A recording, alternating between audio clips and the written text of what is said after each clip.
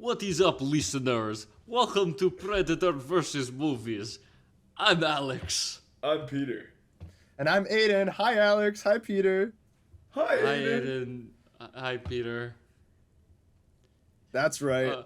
In this podcast, where we discuss and review the latest movie releases. We're going to start off with a non-spoiler review before diving into a deep discussion of not one but two films.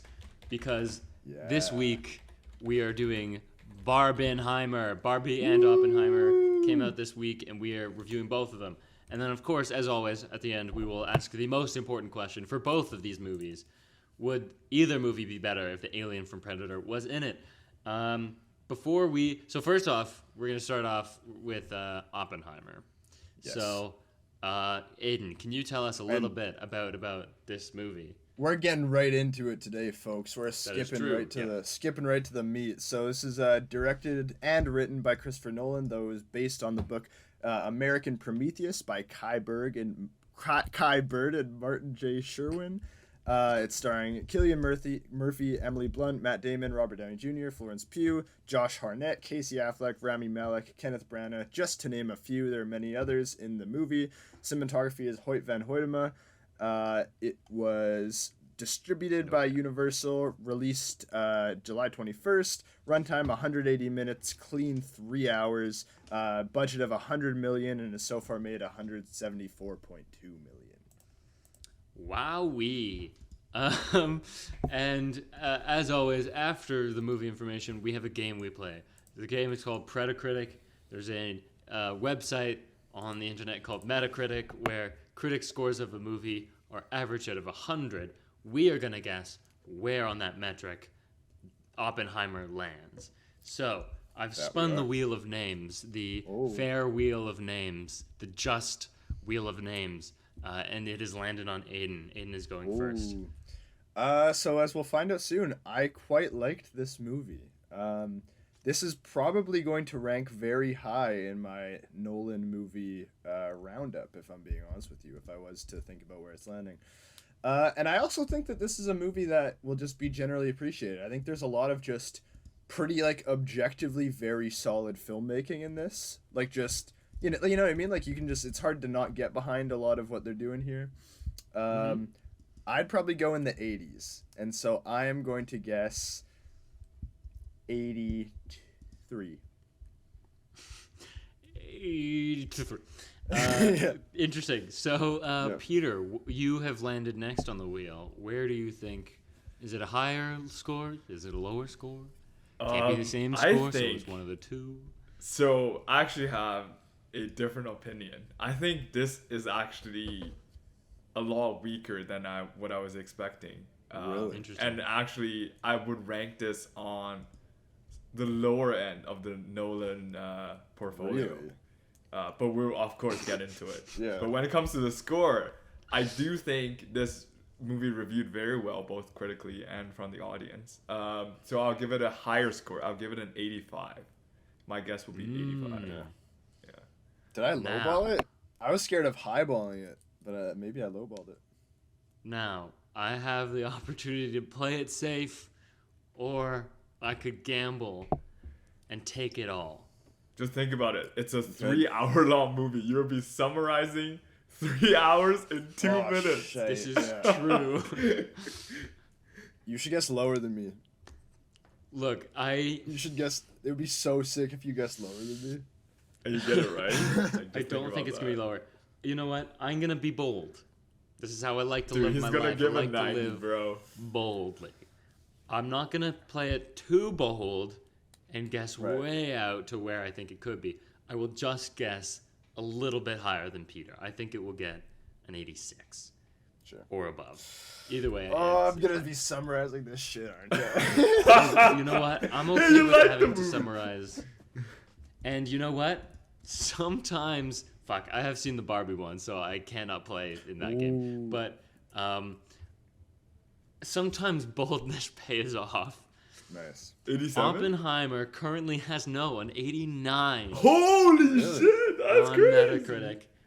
It is a must-see movie. It's green, and I believe that is a great, accurate score for this movie. I think that's pretty accurate too. That's around where I'm hovering, to be honest with you. Yeah. So now that I've won this game that we play, I get to give the first non-spoiler review. Sure do. Christopher Nolan is not really like for me. He's a filmmaker that I think his films are fun to watch, but I've never really fully.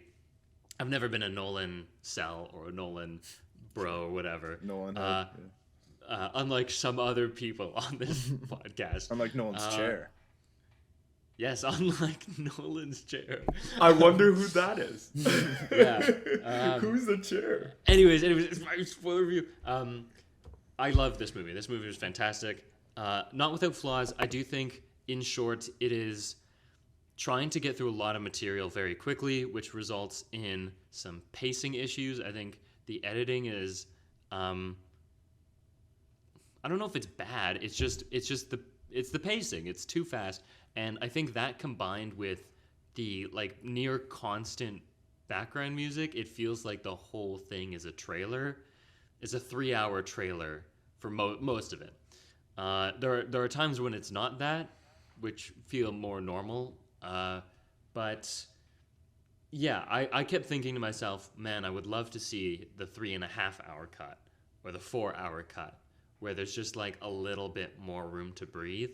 I think for a movie to be perfect for me, I think it has to know just as well when to use pauses and silence as it does noise.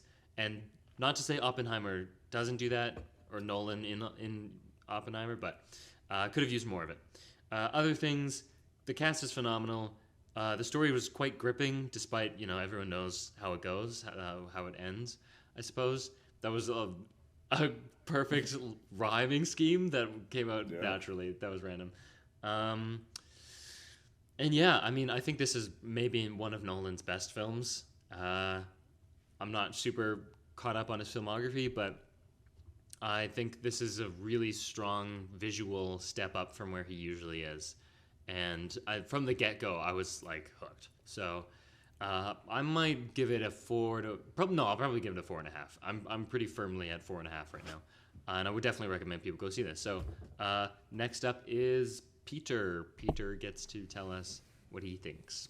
Yeah, so usually when I go see movies, I just look at the score of the movies. Like, just get a general sense of where this movie is sitting with critics and with the audience. But this one, because I love Nolan. Nolan's extra special. I actually read some of the reviews before going to this movie, and a lot of them talk about how Act 1 and 2 are universally loved, and Act 3 is a little divisive. I actually got the exact opposite opinion coming out of the movie. I think Act 1 and 2 are actually the weaker acts of the film, and Act 3 is actually the strongest act. So, just without getting to spoilers, the movie is broken down into Oppenheimer's younger years, Oppenheimer's time at Los Alamos and the Trinity test, and lastly, the consequences of like the post-nuclear era, the post-nuclear bomb invention era. And there is a lot of it in Act 2 that's about building of the nuclear bomb. And actually, I'm very happy they steered away from the science of it and focused more on like the human aspect of building a nuclear weapon. But I just thought, like, from someone who doesn't know World War II as well as some history buffs, I thought like the race between the Nazis and the Americans when it comes to building nuclear weapons a lot tighter. But it turns out that the nuclear bomb wasn't like gonna be finished in time to be used on the Nazi anyway. So already there's like a lot of tension taken away. So at the end, there's like literally a race to drop this bomb on Japan. So like a lot of tension that I was expecting to be there was not there. So I mean, this is a bias on my part. So that's one of the reasons why I think Act 2 felt a lot weaker to me. But quoting one of our guests' review, Ryan, I thought he summarized this quite well. He said a lot of the movie feels like a bunch of montages being edited together, and there's no cohesive through line. And that's exactly how I felt in Act 1 and 2. And in Act 3, actually felt like there is a very clear through line, and actually it's the most interesting act because it's the most unexplored and oftentimes ignored history of what happened afterwards. Like, we just remember Oppenheimer as the person who invented the nuclear weapon, the nuclear bomb, but we don't actually know his treatment about what happened to him as a person, as a scientist after the invention. So I thought that was the most interesting act, and that act was very well put together, was very, very high levels of tension between all the characters, and the music just keeps you on edge the whole time. In my review, I compared the music to Dunkirk. In Dunkirk, there's sort of like a little bit of countdown sound being mixed into the music. I got a similar vibe with the music in this movie as well. So I gave it a 4 out of 5. I don't think this is Nolan's best film. I think his other films are stronger than this, just because like the overall package. I think Act 1 and 2 actually made this film significantly weaker than if we just judge Act 3 by itself. But I would recommend this to everyone. I think this is a great film to watch. Wow, sure. Those are some flaming hot takes. Those were some hot takes that I will say for my review, I do disagree with. I think that... Let's hear it. So, I mean, we'll get into this, but the thing about, like, specifically the way the race is treated, the nuclear arms race, well, not the nuclear arms race, but the invention of the nuke is treated in Act 2, I actually think they do an incredibly clever thing here, which I love. And I think it ties directly into what you're saying about it being lacking tension. I actually think it's like really smart what they do, but we'll get into that. Overall, I think this movie is very well written. I think that it is similar to like a lot of Nolan movies in a way that like I feel like he often has this kind of like rapid pace where he's throwing a lot of things at you, and some of it is just gonna go right by. And I feel like that's what's happening here, I think, a little bit. But I actually don't think it's that big of a deal. I agree. This movie has like a thunderous pace, and I actually really love that about it. I do somewhat agree with the point of there are some moments that I wish would breathe more, but it's few. I'll be honest. I actually overall think, again, it thematically ties into the character of Oppenheimer, because so much of the movie is from his subjective experience, and it's like his recollection of the events. And I actually think therefore the editing is actually very masterful in a lot of ways in depicting the way that he was experiencing these things and how he got to the point he got to. I think the editing is very key there. At the same time, there are some moments that I do wish just stretched a little bit more. But I would honestly add a maximum of like 10 minutes to this movie, if like that was my thing. I have a little bit of a problem with Act 3, where I don't think it's weak at all. Like, I think it's still an engaging story, but I think it just gets to a point. It's just early on in it, it's not clear why we're still going, I think. Like, it's just kind of like, okay, what's going on here? Like, we built up to all this stuff, and then like what is happening for the rest of the movie? But I quickly... that feeling was quickly dispelled. I was actually very hooked right from Act 1. Like, the imagery that's used, the cutting, the way we are introduced to Oppenheimer, I think is very, very powerful. I love the like practical effects that they were using of just like of matter and the universe and stuff, and the flitting images that we see go by. I think that this is like, there's some legitimately incredible filmmaking in this that like I think really stands out, especially in Nolan's catalog, where I think some of his movies tend to have a bit of sameness, and I actually think that he's doing a lot of different things here that are really interesting. This is 4.5 for me. I think this is a 4.5 star movie for me. I definitely recommend this. I think this is a 3-hour movie that at no point is boring, and that's like a pretty that's not easy to do. Like, even movies I love that are long, sometimes I'm like, okay, let's get going here. And I didn't really feel that in this movie. So yeah, I really like this one. Yeah. Just even like talking about it, I've been thinking, man, I kind of want to go back. I want to go watch it. Yeah, again. I kind of want to go see it again. Yeah. So now that we've got our non-spoiler reviews out of the way, is of course Spoiler warning time. Pew, pew, pew, pew, pew. Oh, I have to summarize this shit. You do. That is our next segment. Okay. Aiden will have to summarize the 3-hour movie in 2 minutes so that anyone who hasn't seen it and is listening, foolishly I might say, is caught up. Yeah. I will set a timer. Okay. I will admit right now I am going to cheat a little bit and sometimes refer to the Wikipedia article if I get lost. Oh man, are we allowed to do that? I think it's more fun when we're flying blind. And we're just like, Okay, I feel like we've that's shot that down fair. before. I've to fly definitely done blind it before, but whatever. Okay. Ready? I got a timer. Okay, 3, 2, 1, go. Okay, so we start off with a young Oppenheimer studying in Europe, in Britain specifically, and he meets a couple important people. He meets Niels Bohr, and he meets Heisenberg, who winds up being the Nazi scientist who's working on the nukes. He's homesick, and he tries to kill his professor with cyanide in an apple, but he's like, maybe I shouldn't do that, and stops that from happening. Fuck. Yeah, okay, so he's like homesick, and he's like sad, and he's like struggling with like...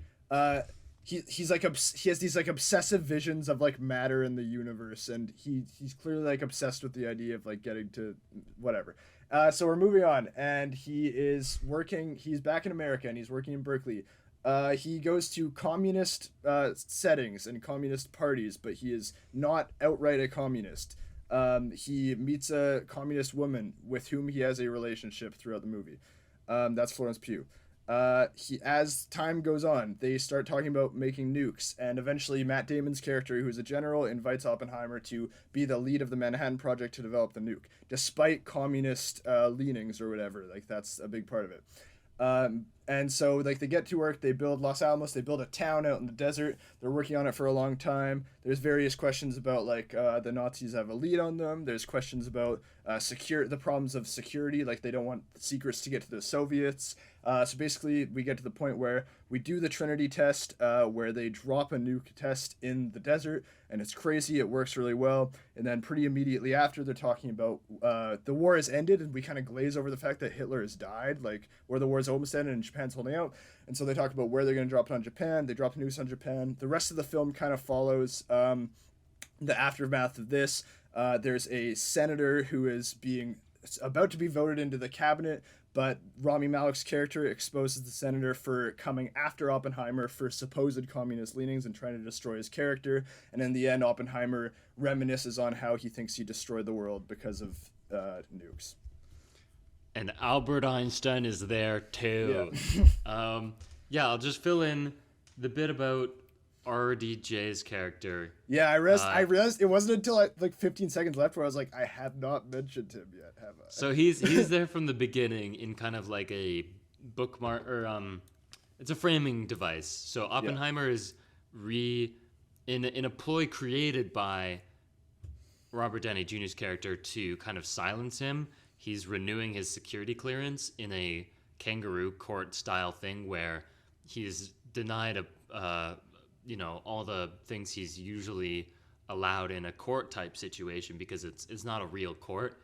So his lawyer doesn't get all the evidence, for example, and he's just trying to defend himself against people who are asking him to recollect the events, and that's why we're seeing the movie basically. And RDJ is chasing him down because he thinks it will get him elected or something. Because he knows it's also he has a personal grudge against Oppenheimer because he thinks Oppenheimer turned the scientific community against him as well. Yeah, and part of the thing is he's worried that whether he gets the support of the scientific community or not will impact if he's elected or if he's accepted into the Congress. And so he's decided that by outing Oppenheimer and like making him leave the scientific community, then maybe he would still be embraced by them. And that turns out not to be the case, and he gets fucked. Also, Oppenheimer marries a new woman at one point. That's true. Emily Blunt. He does. He marries a married woman. Well, she's not married when he marries her. That's true, but yes.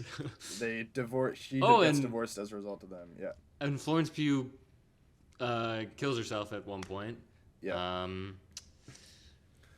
Well, there's also Oppenheimer's just I guess, opposition of the building of the H-bomb program, hydrogen bomb. That's the other thing, yeah. And That's a also big thing, he thinks it's important to put a cap on nuclear weapons.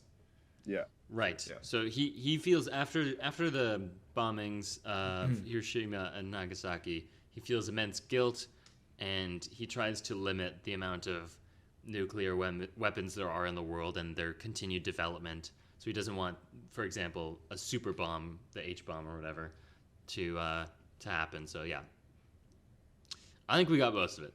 Anyways, I think that's good. Yeah. time to discuss. Time to get First right question, into it.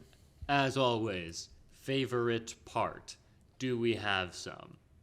I have one no off the idea. dome that Oh, I I got actually one, okay. really, that I Let's actually hear it. really love. So this is after the bombs have been dropped on both Hiroshima and Nagasaki. And basically Oppenheimer is in Los Alamos still, and he's talking to this group of people, and he's just kind of saying, he doesn't know what to say, and so he's just kind of saying these hollow phrases of like, we won the war and stuff like that, and like now they know what hit him, and it's just like it's clear, like it, and then like met with like thunderous applause from the crowd, and I think that like what I love about this scene is it turns into this like really absurd sequence where, well, like absurd and like very surrealistic, where like the lights get super bright as if the nuke has flashed in the room, and we see like faces melt off of the audience members. And what I love most about the scene is that the shots on Oppenheimer, it's like shaking, like it's like the world around him is shaking and it's been shook. And what I love about that is that from the beginning of the movie, he has this obsession with matter and this obsession with like everything. It has this reducible, like strange quality. Like he talks about how we perceive things as solid, but we are actually more space than we are solid particles. And so it's this obsession with the world itself and like what it could be, and the realization of like all of this could change. And then what I love about the scene is like he has changed everything. He has shook the world, and now it's like but it's a horrific thing for him now. And I think the cinematography is really great. There's a moment where he walks through the crowd and we see like his face looks like a skull just because of the lighting. Like he just looks gaunt. I like that he goes outside and he sees like people that were working on the project throwing up, and it's just like it's such a good way of depicting like the horror of we can get into another thing, but it's like much like the showing of the bomb, like he doesn't feel the impact until after it's happened. Like what I love about this movie is that he straight up was not thinking about the impact this would have until after it happened, and I think that that's explored really well, and that's why I like this scene a lot. Yeah, I think what's crazy about this scene is like the way the audio is, like the way they played around with the audio in that scene. Like it's almost like it's like the entire what was it? I guess they're in a sports stadium, basketball court. Like they're on bleachers and they're all stamping their feet. And when that's happening, like the sound, which is usually associated with excitement and all of that, but when placed under the setting and when you're viewing this through Oppenheimer's subjective lens, it's almost horrifying, because it's like the people are cheering, but they don't really realize what actually happened. You know what I mean?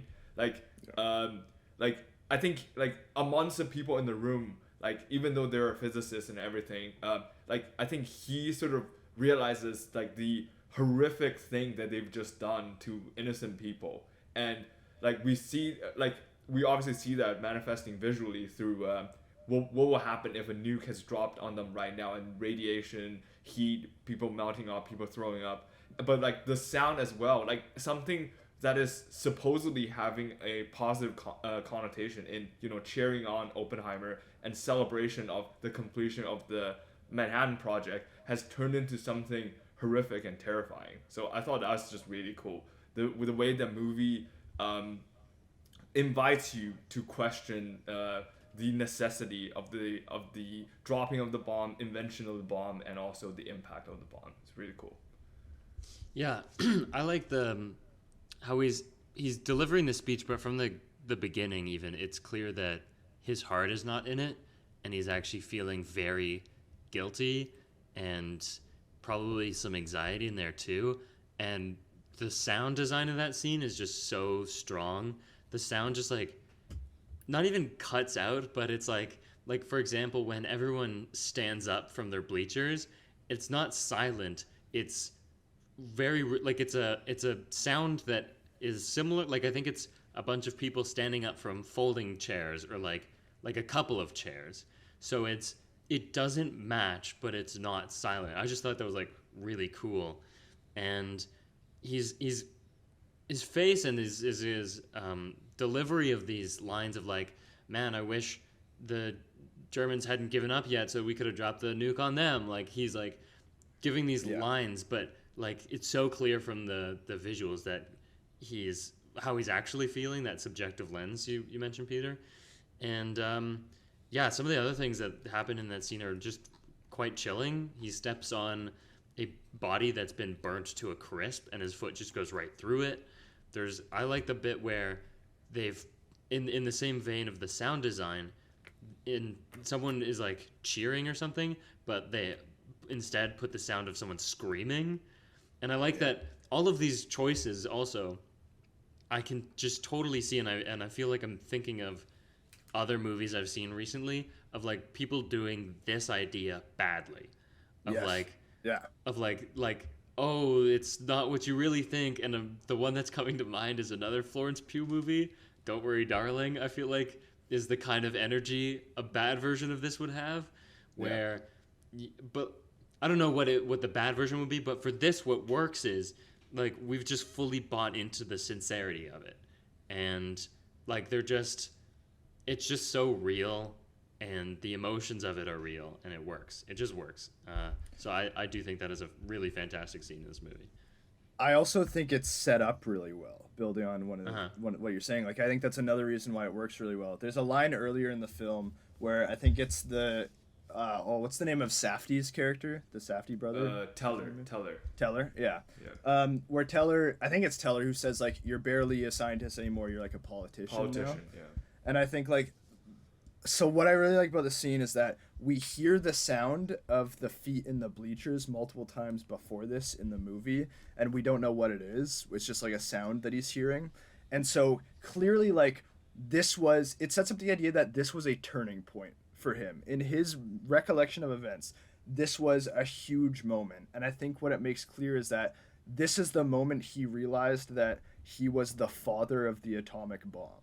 Like this is when it occurred to him that like he is this like celebritized figure for this thing. And so he's saying all these hollow phrases that are met with uproarious applause, and like he's now realizing the weight of it, where like in his mind it's about like him and his character now.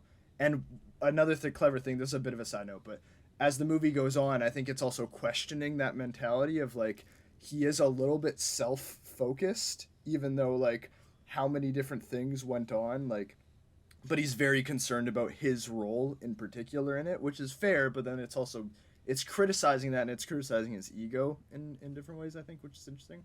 That's a bit of a side point. But yeah, I love the way that the sound builds up. We hear the bleachers coming up, and it's like this moment was like more horrible to him than like dropping the bomb. Like it's given more significance than Hitler dying. It's given more significance than the moment we learn the bomb's actually dropped in Japan. It's given more significance, I would argue, than maybe equal to the Trinity test. And like, so this was like a huge moment in his memory, and I think that's great. Yeah, I was gonna talk about something else, but I want to respond to the last thing you just said, which is the framing of events and which events are chosen to be depicted. Yeah, it's very clearly centered on character instead of historical events. Now I'm thinking of Churchill and how a movie like that would be like, and then actually I don't even know if that's true, but like a worse movie would be like would show like The Darkest Hour, like yeah, sorry, that's what I meant. Gary The Darkest Hour. Yeah. I don't know if that's true of that movie, but like I'm thinking of a worse version of Oppenheimer would show Nagasaki and Hiroshima, right? Or like that would be what they lead up to. The Trinity test being the culmination of, or maybe even the bleacher scene being the culmination of Act 2 is so smart. and how it's all framed through Oppenheimer, or Strauss, I guess, is also a framing character, but he's also the like objective. When we're seeing him, it's often in like the objective lens as well. But yeah, all the moments are through the lens of character, and I think that's a really good choice. The other thing I was gonna mention is how much this movie just reminded me of Hamilton for some reason, the musical. Oh, really? It's like this person with ambition who doesn't like. I guess what Hamilton's doing isn't bad, but like it's the ego kind of gets in the way, and he's just so driven that he doesn't realize what's going on around him. He gets enemies. He builds enemies because he's callous and like isn't careful with himself. He's becoming more and more of a politician, and it all comes back to bite him when those enemies he's created decide to take a bite. And I think the general arc of the character being someone who's like a theorist to someone who's just like amassing power and becomes more of a politician instead of a scientist, that's super interesting. Yeah, and I don't know, like I think it's probably a good time I need to get into this now because we're kind of there, but I was going to talk about like just the character of Oppenheimer a little bit. And so what I love is that has this obsession with like abstract thought and theory. Like that's what he's thinking about, like what things could be all the time, and it's always existing in this hypothetical mind space, and he's often not like feeling in the moment. And that's what I think is really significant, is that like that's what Florence Pugh's character does, is that like she makes him just like feel what he's doing and like grounds him a little bit.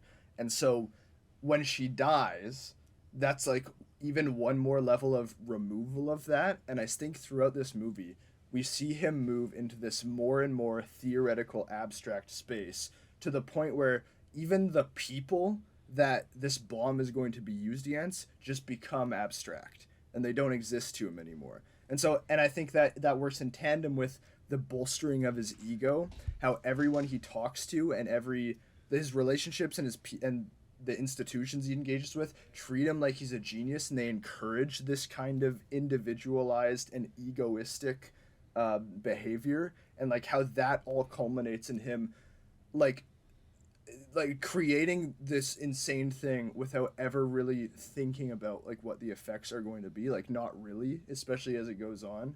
And I think that's one of my favorite things about this movie, is that I don't want to see a Nolan movie that's like trying really hard to get into the specific politics of it, because I just don't think he's the best filmmaker equipped to get into that. But what he does, when he does do it in this movie, I actually think it's really well done.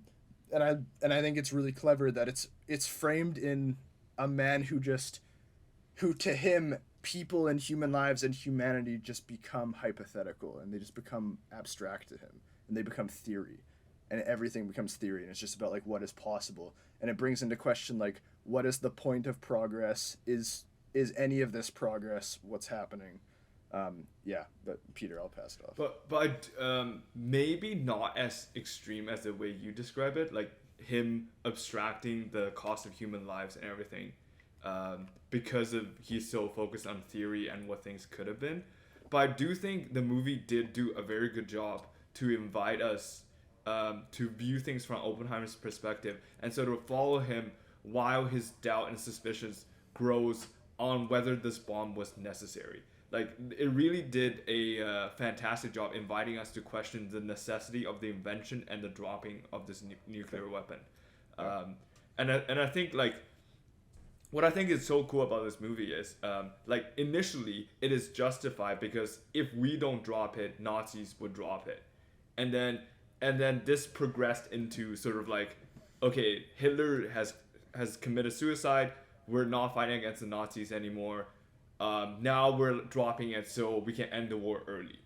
And then eventually, at the very final court hearing, and I think that was one of the most brilliant scenes in the entire film, where it's Oppenheimer question about when did he start developing like moral sympathy for the victims of the nuclear weapon. And it was like asked in repeated session, would you be okay dropping an H-bomb round? Would you be okay dropping it? So like, you really see this sort of like I guess like you see this sort of desperation of him trying to justify what he's done is justified, and also is necessary as well. But you can really see him struggle as the movie goes on to sort of like justify his invention over time, which is interesting because that sort of is the complete opposite of the ego arc, where he wants to build this weapon and to because of his ego, because but then as this or arc progresses, there's also a self-doubt developing at the same time. Yeah, and I think, like, building on what you're saying, one of the things that I really love is that the justifications it offers early on fall to the wayside as the movie goes on. So Oppenheimer is Jewish, but they make a really good job of pointing out that he doesn't of his distance from his Jewish heritage, because like he doesn't speak Yiddish like at all, but he taught himself to read Sanskrit, and he learns all these languages. And so like it's dealing with this complicated thing where it's not that I don't believe him when he says that he feels like, well, my people are dying as a result of this. I think that there's sincerity to that for sure, but I also think that's not really why he's doing it. And I think that that's exemplified by, like you said, the way we find out Hitler is dead and that's over is just like, it's just like in passing. Like, it's just barely a moment that we just flit over, because it's like in his mind that didn't really matter, because it was never really about that. And that's again, like we've said it a bunch of times. That's one I love. The subjective lens of this movie is such a strength of it. And what's interesting is other events that are depicted more importantly, like the one that I can think of is like the war starting is more prominently like that happened, and that's when I think it's the same time they released their paper or something, like because it conflicts directly with what Oppenheimer was doing. That's why it's a big moment. It's like that should have been our big. It's because it stole the spotlight. Yeah, it stole the spotlight. And I think also what Peter said about how ego and self-doubt are the kind of opposing arcs that he moves through. I think those are tied, right? The bigger the ego gets, the greater the self-doubt, because you part of you does not truly believe that what the ego is saying. But so yeah, this started out as like a very different point. Back to favorite parts, I guess. Yeah. I'll do a favorite part, and then I'll toss one to Peter if he has one. One of the earliest scenes I'd say is a good favorite part of mine. He tries to poison his tutor. That surprised me. That was a very early scene. I was like, this immediately tells me so much about his character and makes him like a morally dubious character, which is something that I feel like we sometimes lack in movies nowadays. And every time I see a character who is flawed and who does bad, unforgivable things, it's very exciting to me. And I mean, that's what the entire movie Oppenheimer is a flawed character doing unforgivable things. But it's almost worse that he tried to poison his tutor. In a way, it's so personal, and like that was letting his emotions getting the better of him, and he was going to like directly kill another human being. And I mean, the bomb killed more people, obviously, but like so that scene, and then the tension of that later when Bohr is like waving around the apple. And you're like, oh, is he gonna find it? Is he gonna find it? Is he gonna kill Niels Bohr? I don't remember that happening.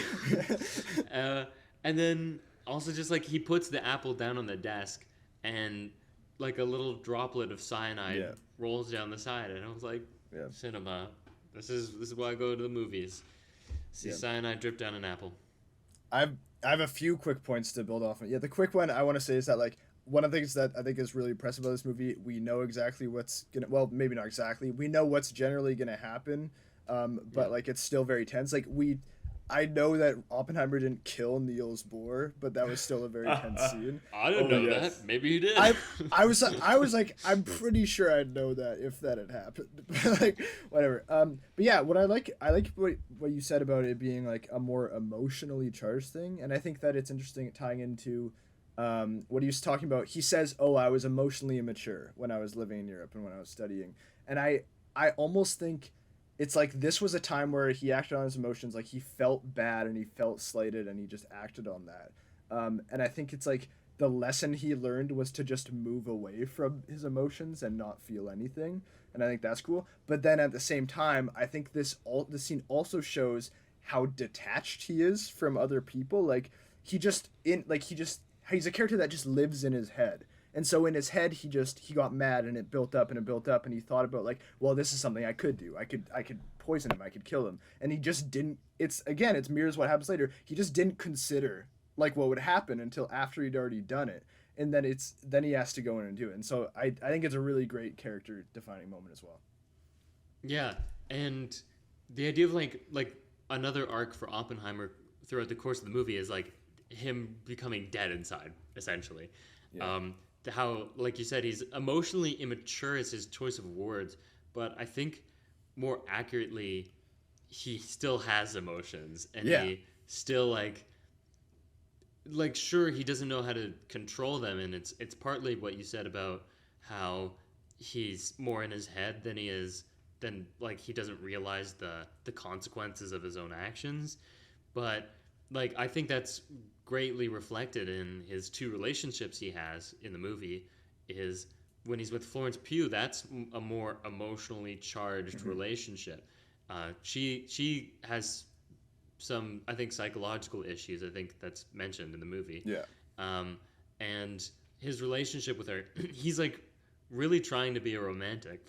He's like bringing her flowers and stuff, and she's like shutting him down continually. And I wouldn't be surprised if that was part of or one of several factors that makes him like become more dead inside.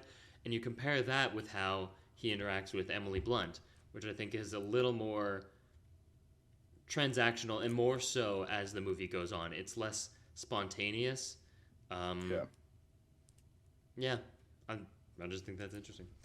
Like what you said, I actually think the Florence Pugh relationship I think does make him more dead inside, but I don't think it's because of her rejection of him, because I actually think that like excites him and ground him. I think it's because she dies, like, because it's like from that point on the person who was emotionally grounding him is just gone.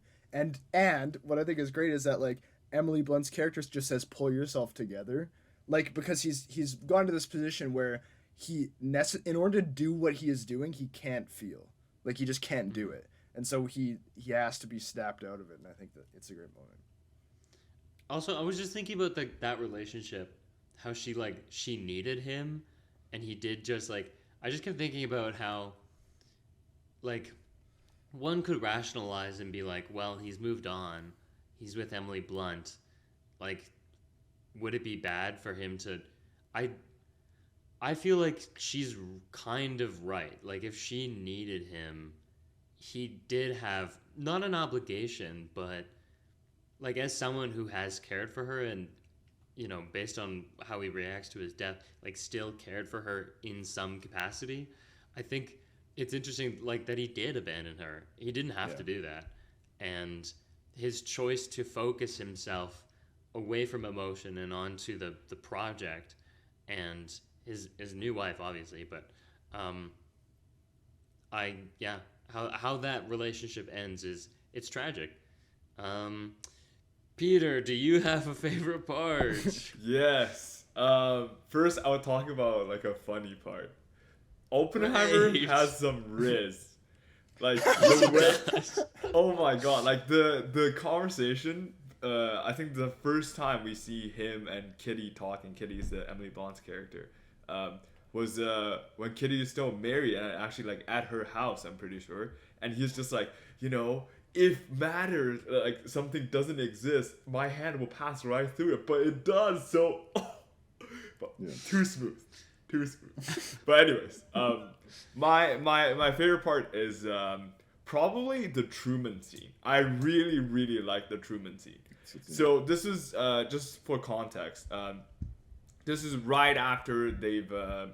I think the war has concluded. So Oppenheimer is still a war hero at that point before like all the investigation stuff started coming out, and so he was granted audience with President Truman to talk about nuclear weapon policies for the future, and he's there to lobby for the banning or the restriction of the use of nuclear weapons, and the fact that Truman is sitting in front of someone who basically like single-handedly helped them to speed up the resolution of the war and still didn't really give much respect to his opinion, just like reflected some scientists' words from early on where like now they need you so they will respect you, they will give you resources, but when they don't need you anymore, they will toss you aside. And that just like an exact echoing of that, and it is so powerful because you're literally sitting in front of the father of the atomic bomb, one of the most powerful weapon ever built, and Truman literally said he's a crybaby, get him out of here, never let him come back again. And I think that is just like a powerful reminder both to Oppenheimer and the audience about his place in the entire situation, to be honest, and also how like these politicians view scientists and progress, and how they're viewed differently amongst the scientific community versus the political community. Really crazy, in my opinion. Yeah, I really like that scene because when it started and I was looking at Truman, I was like, I know that guy. That's Gary Oldman. It took me like a full minute to be like, where is he? Who is he? And then from there to go, I know the person, but not the name. And then being like, he's the guy from Batman. He's James Gordon. He's Churchill. And then like eventually I leaned over to who I was sitting with. I was like, that's fucking Gary Oldman. He's almost as much as a chameleon as Christian Bale is. They just love throwing stuff on their face and putting on wigs. And I think even when he doesn't have prosthetics on, I still think he's a variety of different things. You know? Yeah, I really like Gary Oldman. I like Gary Oldman. But for that scene, that was actually the other one I was considering for my favorite part as well. And that scene is awesome because it's introducing an idea that maybe there are other people who also feel guilty for what has happened, and it's not like the world is on Oppenheimer's shoulders, but because of his ego, he can't see it any other way. It's always his involvement and not other people. And in a way, what Truman says is completely accurate. He dropped it. He gave the order, and he's also so cold and dead inside that he actually like makes fun of Oppenheimer for even having these feelings of remorse. And I just the moment where he's taking out a tissue to be like stop crying, or no, it's blood on your hands. He says I feel like I have blood on my hands, and Truman treats this very literally and takes out his handkerchief to be like wipe your hands, but it's a white handkerchief, and he starts waving it around because like that's the image of surrender. And so that's just like a really fantastic scene in a fantastic movie. And do you still have I was actually gonna say like the same kind of thing where it's like it's about him, and I like that, like the blood is on my hands, like it's an emphasis on him as well. I think it's also a good, like, I think this movie has a very clear stance on the dropping of the nukes, and that it was pointless and bad. I think that the movie is clearly coming from that stance, and I like the way that the movie shows different levels of like the American government and how just like an imperialist like view of what's going on here. There's a line I love at a different part of the movie, like where one of the guys, when they're talking about where they should drop the bomb, one of the guys rules out Kyoto because he and his wife vacationed there. Like that is a great line. Like one of the funniest lines in the movie. I loved Oppenheimer moments where people like just laughed because certain moments, not most of the movie, but like there's there's comedy in this movie. It's great. Sorry. Yeah. No, that's pretty much it. But I just think that's a good indictment of American attitudes towards the rest of the world. Yeah. I also like. I think the idea of the movie's about Oppenheimer, but Oppenheimer is very an American character, and I think what you're saying about like how it's an American imperialist view, that's kind of Oppenheimer's deal, is thinking of yourself first. And yeah, I can't really explain how. I don't know that much about imperialism to sure transplant that onto Oppenheimer's situation, but I see his individualistic kind of way of life it's very American. So let's move out of favorite part, and we can talk about casting and the ensemble cast. Sure. So this movie, as well as Barbie, are quite renowned for their crazy casting, and Asteroid City. The three of them are the big summer blockbusters with big famous casts. Like almost every side character is like, I know that guy. And there are multiple times where a character is like being introduced and we haven't seen their face yet, and I'm just like, who's it gonna be? Like with the Casey Affleck jump scare. Yes. Like that was crazy. Where I was like, okay, who is this? Like this is gonna be someone. And then it's like, holy shit. And he actually he's like immediately like a monstrous person. Like you could just tell by like it's a good performance. Like the expression on his face as well as just the framing of it. Like yeah. And there's so many characters who are just like people who we haven't seen in a while. So like Drake and is it Drake or is it Josh? Josh. It was Josh. It's Josh. Good thing the other one isn't there. Yeah, good thing it's not the other one. So Josh Peck is in this one. The Roderick from Roderick Rules is in it. Whatever his real name is. Sorry, Roderick.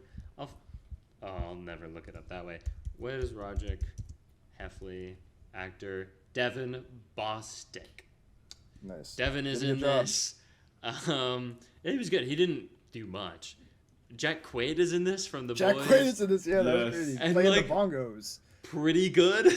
Pretty good at it. Sometimes I'm like, I see him and I'm like, I don't know if I buy it, but I liked him in this. Let's be real. Like Jack Quaid's been playing the same character for a very long time.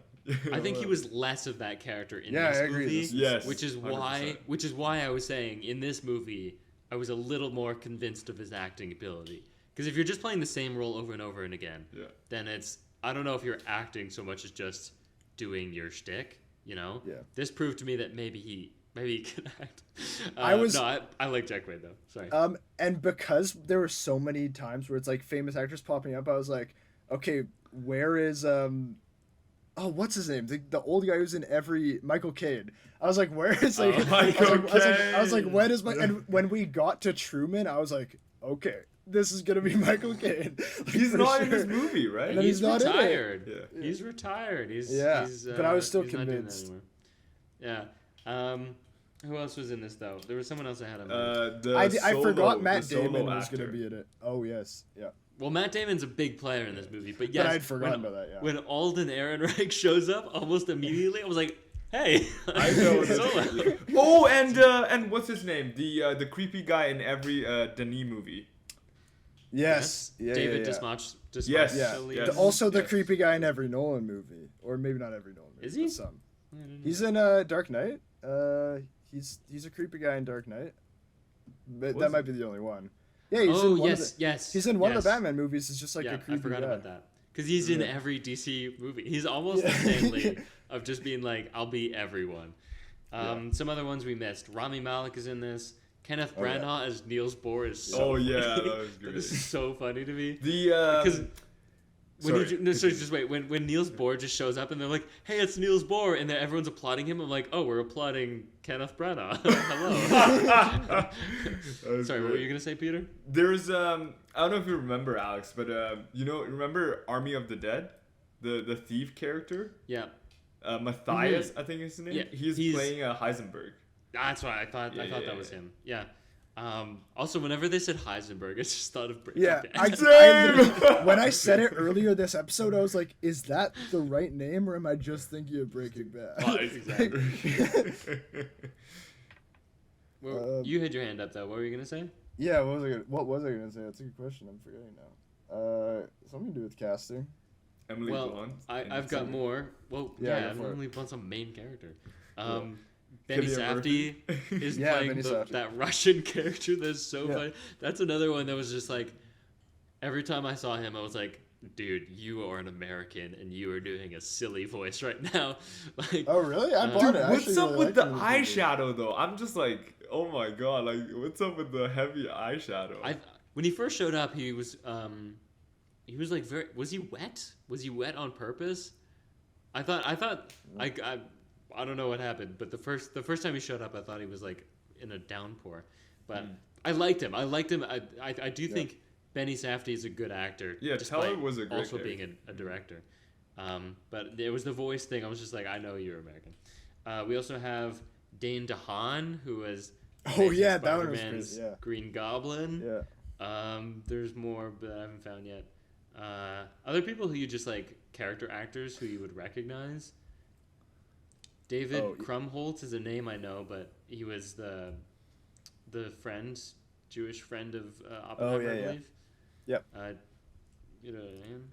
Yeah, so the thing I was gonna say is like tied to cast, but it's not like directly. I just like that there are multiple times where there's like an Avengers moment for just a historical figure. Yes, like, yes. I love when they say like, yeah, there was this one senator who was trying to make a name for himself and he locked it. And it's like, what was his name? John Frank Kennedy. Yeah.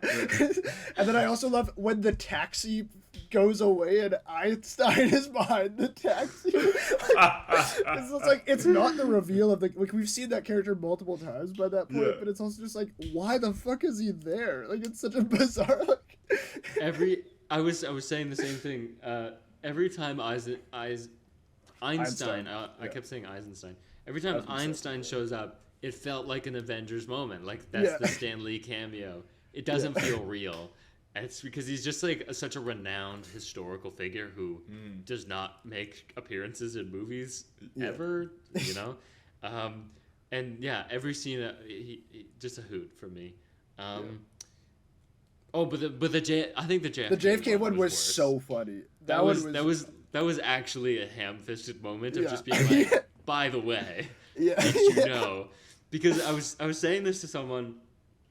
The Kennedy family is a famous, rich, powerful family. And to be like, some weird up-and-comer John F. Kennedy? Who even is that? Like, that's kind of a naive way of looking at that. Like I'm not the historical expert here, but from what I know, I think that would be odd to be like, who's this guy? Yeah. You know? I think it's cool they introduced Kennedy, though, because... actually did for the sequel.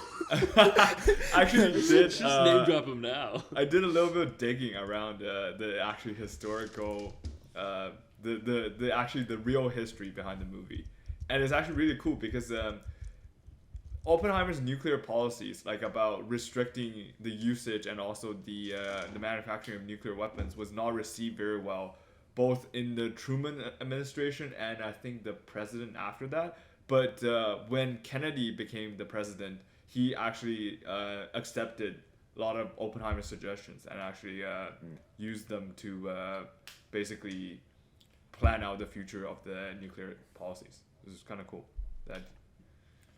Cool. I actually like to not actually dismiss your point. I do think I actually am interested in reading the book this is based on. I think the book is probably much like the movie can only go so far, obviously. I'm not blaming it for that. I just think like the story sounds cool, so like. Of course. As a 3-hour trailer for that book, I'm gonna read the book. 3-hour trailer. Yeah, but before we talk about the 3-hour trailer, actually, I do want to say also there's a moment where there's another Avengers moment, but it's not a cameo or. A reference. It's a suit up moment where Oppenheimer has the hat and I think a pipe on a table, and it's very clearly like donning the suit. I am the Hat Man. You know? I am now J. Robert Oppenheimer. Yeah, it's that was a great moment. But I will talk about 3-hour trailer. So I mentioned this in my non-spoiler review, but early on in the movie, the scenes move a very rapid pace. No, and I do think you had a good point about how that's not necessarily a bad thing. It might even be on purpose because he is recollecting these events, and that's how we're perceiving them. So it's glossed over. The older it is, the more faded the memory, and only certain, the most important bits stand out. I do think, for my point, and I'll have to do some soul searching on how I feel about what you said, but to just add some more points to mine, I do think that in tandem between the pacing and the music specifically, I think the music is almost nonstop in this movie, with a few key exceptions. It does feel very like montagey, which is what Ryan, former guest of the show, has said, friend of the show. It feels very montagey for a good 45 minutes to an hour. Of every scene is quite rapidly paced, and it's efficient. And I hate a historical movie that gets bogged down and takes too long. So I will say, for 3 hours, this went very briskly by. But I mean, I also like sitting in moments. So it's a very difficult balance when you're dealing with such an immense story, and trying to fit that in. Do you focus on smaller moments, extend those, and cut large portions, or do you try to get through everything and kind of gloss over? That's kind of always the challenge with these larger stories. And I think Nolan hits a very, very close to what the ideal is, I think, of finding the important character moments along the way, so that he can get through the whole material, but also make it feel like a real story, I guess. I'll build on that. Like, I think this is somewhat just like of a subjective thing, where it's like, I definitely see where you're coming from, and I would have liked a little bit more breathing room for some of it. But like you were saying, I think the editing is very intentional, and I think it works really well. Not only that are they older, faded memories, I also think it ties in really well to the idea of, like, from his perspective, it all snowballed so fast.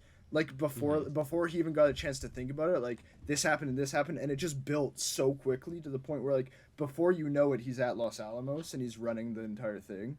Like, and so I think that's a really clever a really clever function of the editing there. I was gonna say something else, but I guess this is my forgetting episode where I had another point, but I don't remember what it is. So cool. If you remember, we can cut back to. Actually, Peter, you briefly mentioned that in your non-spoiler review. Do you want to touch on that again at all? Yeah. So I just think it does a really good job of sort of giving us the background information on Oppenheimer in a very efficient manner, but that also sort of is at the cost of us having a weaker connection with Oppenheimer as a character. Like, I felt like my empathy towards Oppenheimer really started building towards the second half of the film. The first half, it was very much just like, here are some of the facts you need to know, and then to prep us for the second half. So, I mean, not a huge fan of that, but, like, also I understand that it is a huge amount of material, and also the way Nolan sort of introduces so many characters at the same time. Not really a flaw, to be honest, because the characters, usually you can identify who's who based on the way the theories that they support or the sides they're on very easily, so that's not really necessarily a flaw. But it is a very, very dense movie, I would say that for sure. I remember what I was going to say, and I was going to... Well, actually, first I want to touch on... I actually felt empathy for Oppenheimer, like, immediately in this movie, and it's just the stuff where he is just in his bedroom alone in Europe, in Britain, when he's studying, and we just see his mental process, like, reflected. Like, we see him tormented by this vision of, like, of the makeup of our universe, like, and it's like this existential crisis I think he's clearly having right from the beginning, where it's like, I think it ties into the ideas he's like, I could pass right through you, like, if things were a little different, and it's like this idea of, like, everything could unravel and the universe is set in stone. Like, there's one scene where he throws a ball at the wall and it bounces off to him, and then he throws a glass at it, and, like, I just, like, love that idea of, like, just getting to like this obsession with matter and like what comprises our universe. And then so I actually felt empathy for him immediately. I actually almost cried in the beginning 10 minutes of this movie because it was just like a very like visceral reaction to just introducing the character to us. I was going to compare this to Elvis, which I think is a movie that tries to cover a lot and similarly is just flicking through it, but that movie feels pointless. And it feels like everything, we're just showing things because they happened, and literally it also has to do with the individual editing of the scene, because while scenes go by fast, we see enough of the characters and we rest on them, and the moments of where we see in which you see the characters very well chosen. And so we get to see the right reactions, we get to see the right thoughts represented on people's faces, as opposed to Elvis, where I felt completely detached from Elvis until the last 20 minutes of that movie or so. And I think that's because like we're not seeing him in this, but because it's so heavily focused on Oppenheimer, like I would love to see a breakdown of how many shots Oppenheimer's face is in, because I bet it's like a huge percentage. I bet it's like the majority of shots in this movie. And I think that that's a really important thing. And so I felt very connected to him from the beginning. Yeah, I agree with that. I think part of that is because what Peter said is it's you have a lot of facts to remember, and I think that's not true. I think every part of this movie, including the beginning, it's delivering character history. And there's an important distinction because facts are cold and hard, like a future Oppenheimer, but it's the emotional moments that are actually being shown, right? So there's the moments of him in bed, like Aiden said, kind of daydreaming about the universe. That's an emotional moment. There's him trying to poison his tutor. There's the moment on the train where he's not eating and he's making a new friend who's like, you should eat some orange slices. Like, that's not a fact. That's telling us about character and character relationships, and that's how empathy builds, is showing these character moments. But I think what Aiden said about Elvis is actually like that is the anti-Oppenheimer. That's a really great example of modern biopic, which we've had a lot of disdain for. Specifically, Hollywood seems to be obsessed with musicians, so I guess Oppenheimer was always going to be different from that. But in terms of biopics generally, I think Oppenheimer is probably one of the best out there. Just think about other connections between Elvis and Oppenheimer, like using framing devices to examples of good and bad. Yeah, another character who backstabbed him. Yes, exactly. The evil character being the framing device, and very long movies. I don't know what else. Same time period. We can find all the connections later, but I think it's interesting to compare and contrast, I guess. Another technical element, sound. So we talked about some really great sound design. This is kind of a smaller point, but it's giving Tenet a little bit. I did not hear. In the beginning, I felt it a bit. A lot of the words that were going on. I think there's some sound mix issues Nolan has to work through. Just like muddy dialogue that you're like, what did they say? Almost echoey in a way, or like there's too much reverb where it's not crisp and clear. Sure. Weird stuff. What is he doing? I actually will say though, I felt that a little bit in the beginning, but I actually thought that it was fine again, because Nolan's response to that is always like, he's always like, oh well, don't think, just feel, and like you don't need to and he always says that, and he's like, and he says like, oh, you don't need to catch every line of dialogue. And in a movie like Tenet, I'm like, that's dumb. I do need to catch the dialogue. I do need to know what's going on to care at all about what's happening. But in this movie, I actually think that a lot of the specific words being said are not super important. You don't need you actually don't need to understand fully every single line of dialogue. So I actually thought it worked really well for me in this movie, sometimes bordering on like, okay, let's reel it back a little. I think it's a case of like the voices sometimes have a lot of bass, but then the music is a lot of bass too. So That's it. it's just bass on bass, and it's just like bass on oh, what's happening? Yeah. Yeah, it just blends together. It was it's really in the first 5 minutes when you're like like in every movie you need kind of hand holding at the beginning to introduce you to the world, and especially in Oppenheimer where we're in history and there's a lot of just like who's that guy, who the hell is Strauss, I don't know who this man is, and I was lost for a good 5 minutes until I was like, okay, it doesn't matter, we'll come back to it, you know. Sorry to cut you off again, Peter, really quick, but I will say, actually, in defense, I think sometimes it's actually really clever to just, like, the first 20 minutes of a movie is a time when you could conversely just throw shit at people and they'll just accept it more. Like, you can't do that later in the movie. And so I actually think it works really well that they're introducing us to this chaotic, thunderous pace that this movie has, and this, like, everything's coming at you super fast. I actually think it works really well. I think it's good that they do it that early. I want to talk about the actual sound though. I think it's really cool, the sound they used, the soundtrack they used for this movie.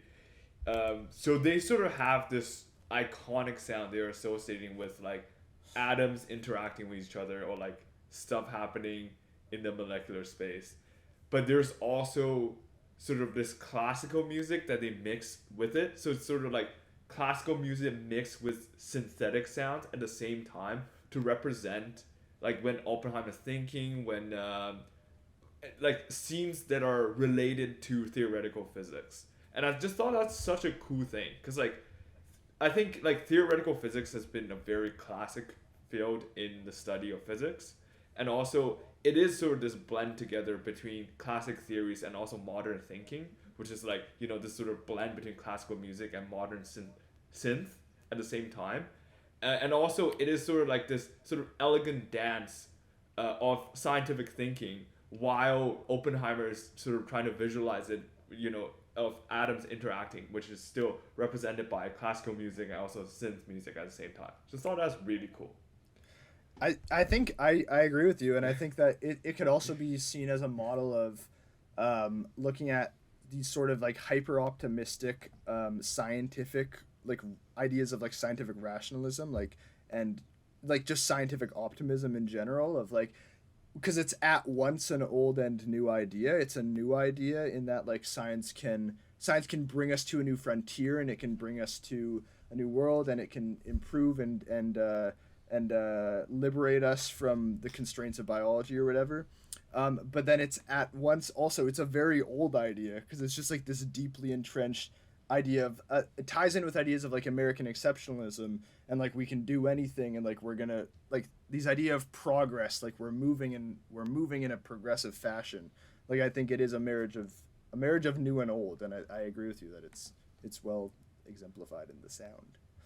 One more thing I'll say about sound is the iconic Trinity test. So my friend actually messaged me right before the podcast, and he said he got absolutely baited by the sound during the Trinity test. And I'm just going to quote him here because I thought it's just really well put together. He was sitting in the front row, by the way. Big mistake. Don't watch Oppenheimer in the front row. But he said, so when the explosion happened, like when you see the visual stuff, like he's like prepping himself to be like surrounded, deafened by the sound of his explosion.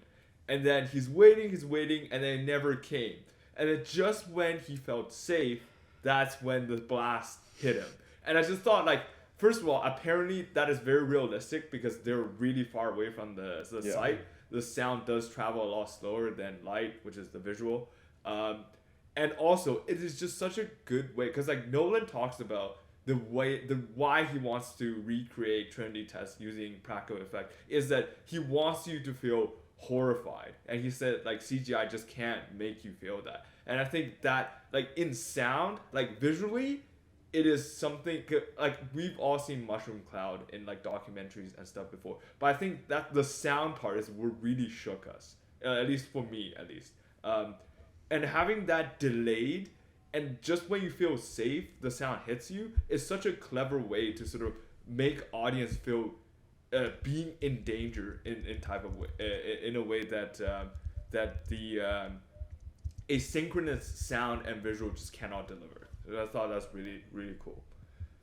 Yeah, and I also, what I like about it is that I think it models the way that the effects of what he did didn't hit him until after the fact. Oh, and yes, I think that, like, that's a great interpretation. Yeah. When the sound hits him, it's like that's a pivotal moment where it's like that's like an oh fuck moment where he realizes what he's done and what's happened at that point. And so, yeah, no, I think, and then also touching on what you were saying, I like was so involved in this scene and so like I was just very invested in what was happening that I was just completely caught off guard by the sound coming in. Like it just hit me really hard. Because often when I'm watching a movie, I have a certain level of detachment where I'm like, okay, well they're doing this, and so this is probably gonna go there. But I was actually just so invested in this scene that I wasn't thinking in that frame at all, and so it hit me really hard. Silence. Yeah. Transition time. Yeah. I can't find it. Next segment. Well, I was looking up. I thought I heard something about how he put his hand over his eyes and he could see through it or something, but I can't find proof of that. So it's hearsay. But that wasn't in the movie, so more proof that it could be hearsay. And then I got caught up in other things. Water. So talk about more kind of like symbolism in the same vein of like how things hit him later. Is this image of water? It opens the movie. Raindrops on a puddle. It closes the movie, and it's interspersed throughout. I love a good visual motif, and I think what that is, and it's not super deep, water joke, I guess, but I think the idea is like, what are the ripple effects? That's a good one. Yeah. Something. Yeah. It's not super hard to come to that conclusion, but it's also not like painstakingly obvious. So I found that really nice. I agree that it's that. I also think that there's something there about contrasting the water with fire that we see later. Yeah. I don't know exactly what to say about that, but I think it has to do with like preoccupation with matter and how I think he's kind of almost seeing those things as the same thing in a way. Like not like they're not the same thing, but it's like everything is reducible and is simultaneously reducible and infinite and abstract. And so it's like fire and water are like the same thing to him, if that makes sense. And then I think that like when he sees the explosion, it's like, no, it isn't. These are not the same thing. Like, yeah. Well, actually, this is just I'm realizing this now. Before the explosion is a huge rainstorm. Yeah. That juxtaposition more water. Of water and fire. And I bet if we look hard enough, not hard enough, if we look at it again on a second viewing, I'm sure there will be more juxtaposition of those two ideas. I like that a lot, actually. That didn't occur to me. Speaking of that, generally the visual direction of this movie is phenomenal. I think it's like superb. I think this is probably the best looking Nolan film, I think. No, I'm in complete agreement with you. Yeah. I don't think it's ever looked this good. I'm curious. I'm gonna do some research on that. Why don't you speak on that, Aiden? Yeah, it's just like the shot choice is really incredible. It's I didn't know it was Hoyt van Hoytema who had shot this, but not surprising because it is this like shallow depth of focus thing. Oh, I have a tiny nitpick where it's like so many of the shots in this movie are out of focus. It's insane. Like so many times where like an eye is out of focus. It actually I was just like, that's crazy that it's that. And it made me feel good about the fact that one of the films I'm editing now has a lot of out of focus stuff too. But anyway, that's it.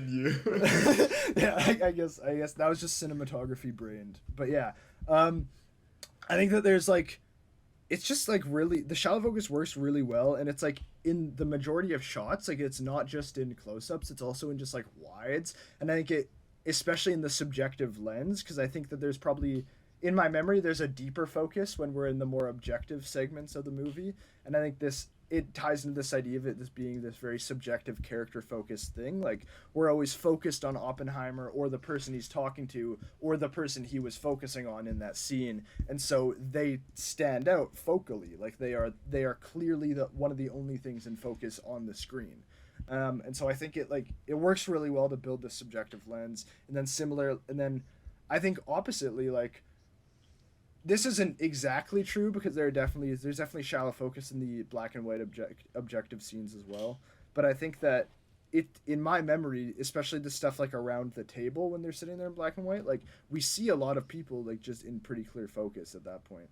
And I think that that ties into, in this case, like the camera doesn't necessarily have an opinion of everything that's happening. It's just what's happening. And so we're not focusing on individual people, aside from obviously shot choice that will focus on certain people. But yeah, I'm in complete agreement. I think this is the best looking Nolan film.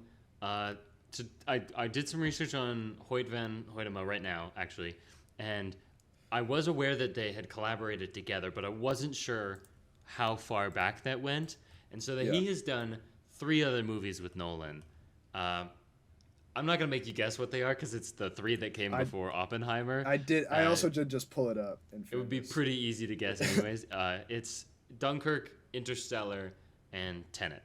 The fantastic, mind-blowing Tenet. And it looks great. I mean, Van Hoytema makes some lovely movies. He also did Nope, Her, Spike Jonze's Her. He did Ad Astra. I'm actually confusing him when I said the shallow. Sorry to cut you off. I'm actually confusing him with who's the guy who always works with Villeneuve? Who am I thinking of? Oh, him, Fraser, Greg Fraser. Maybe. You keep talking. I said the wrong guy by accident. But anyway, keep going. Could be someone else.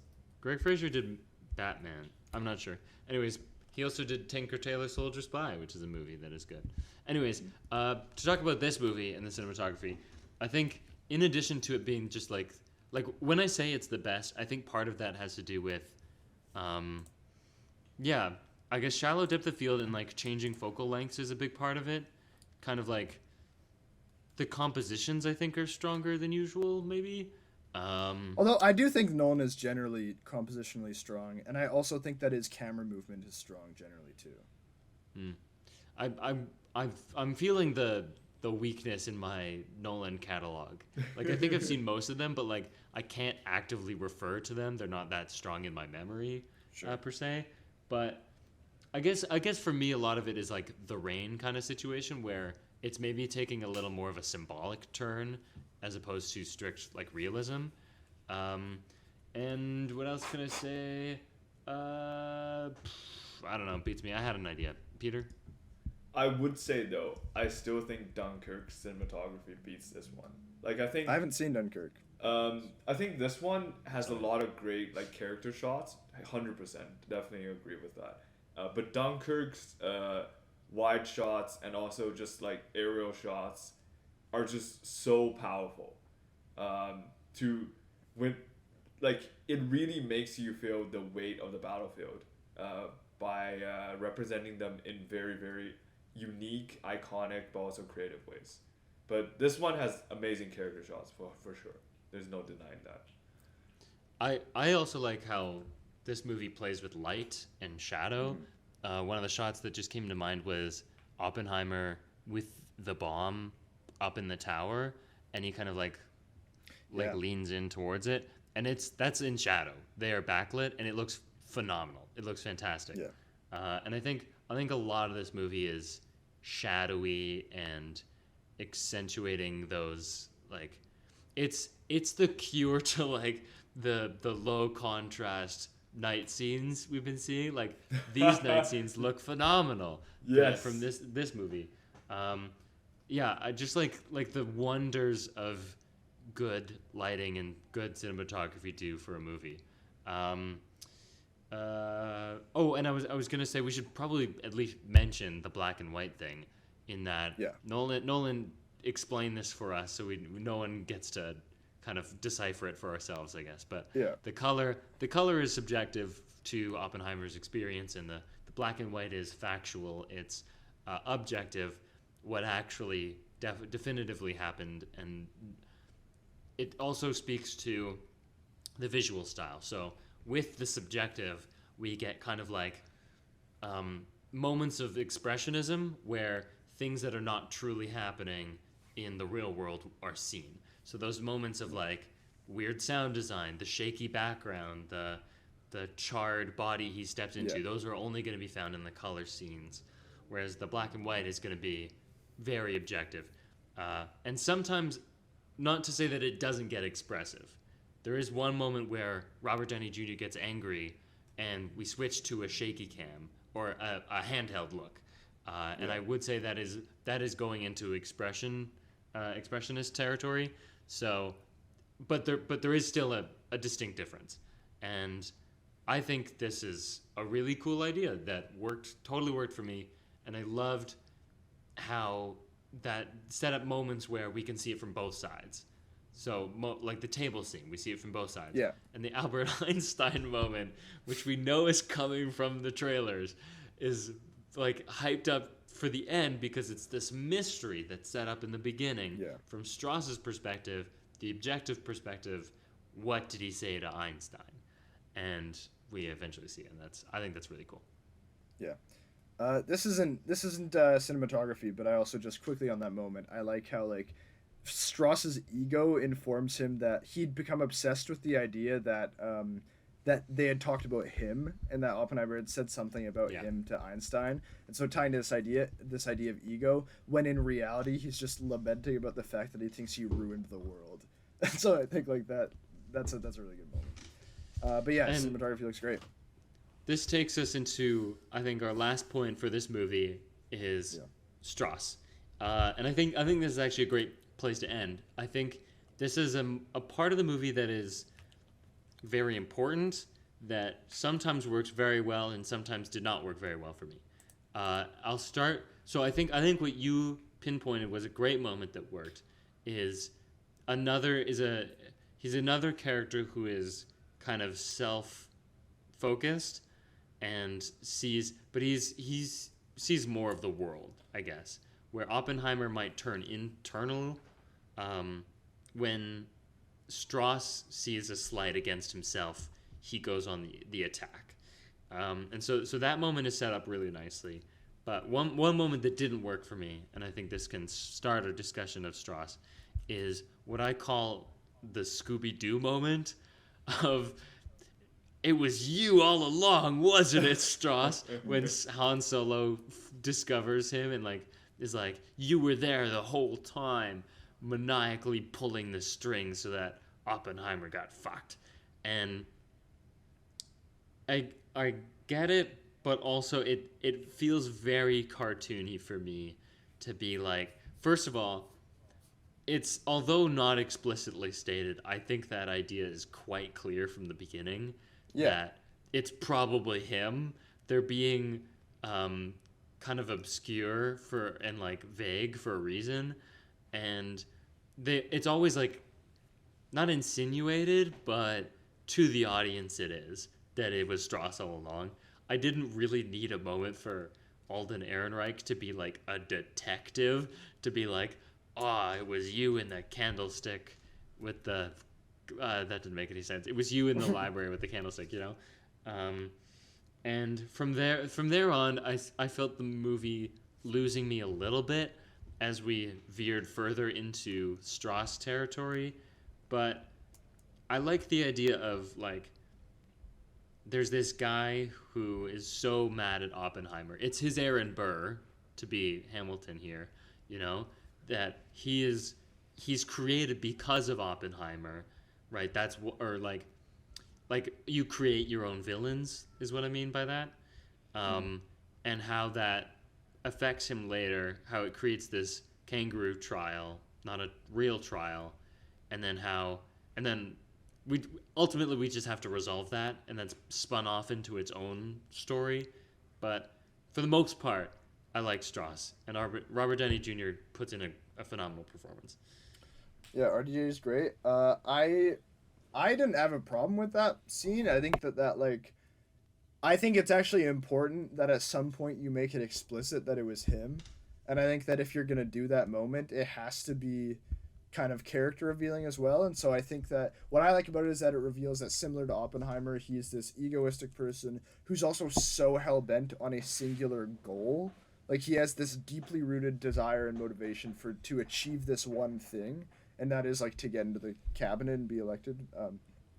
But like, and so I like that the mirrors Oppenheimer. I didn't really have a problem with it. What I did think during it was like, oh, Nolan loves this shit. Nolan loves to do this, where you either like a reveal that a character was a different character, or like we were only seeing part of a character the whole time.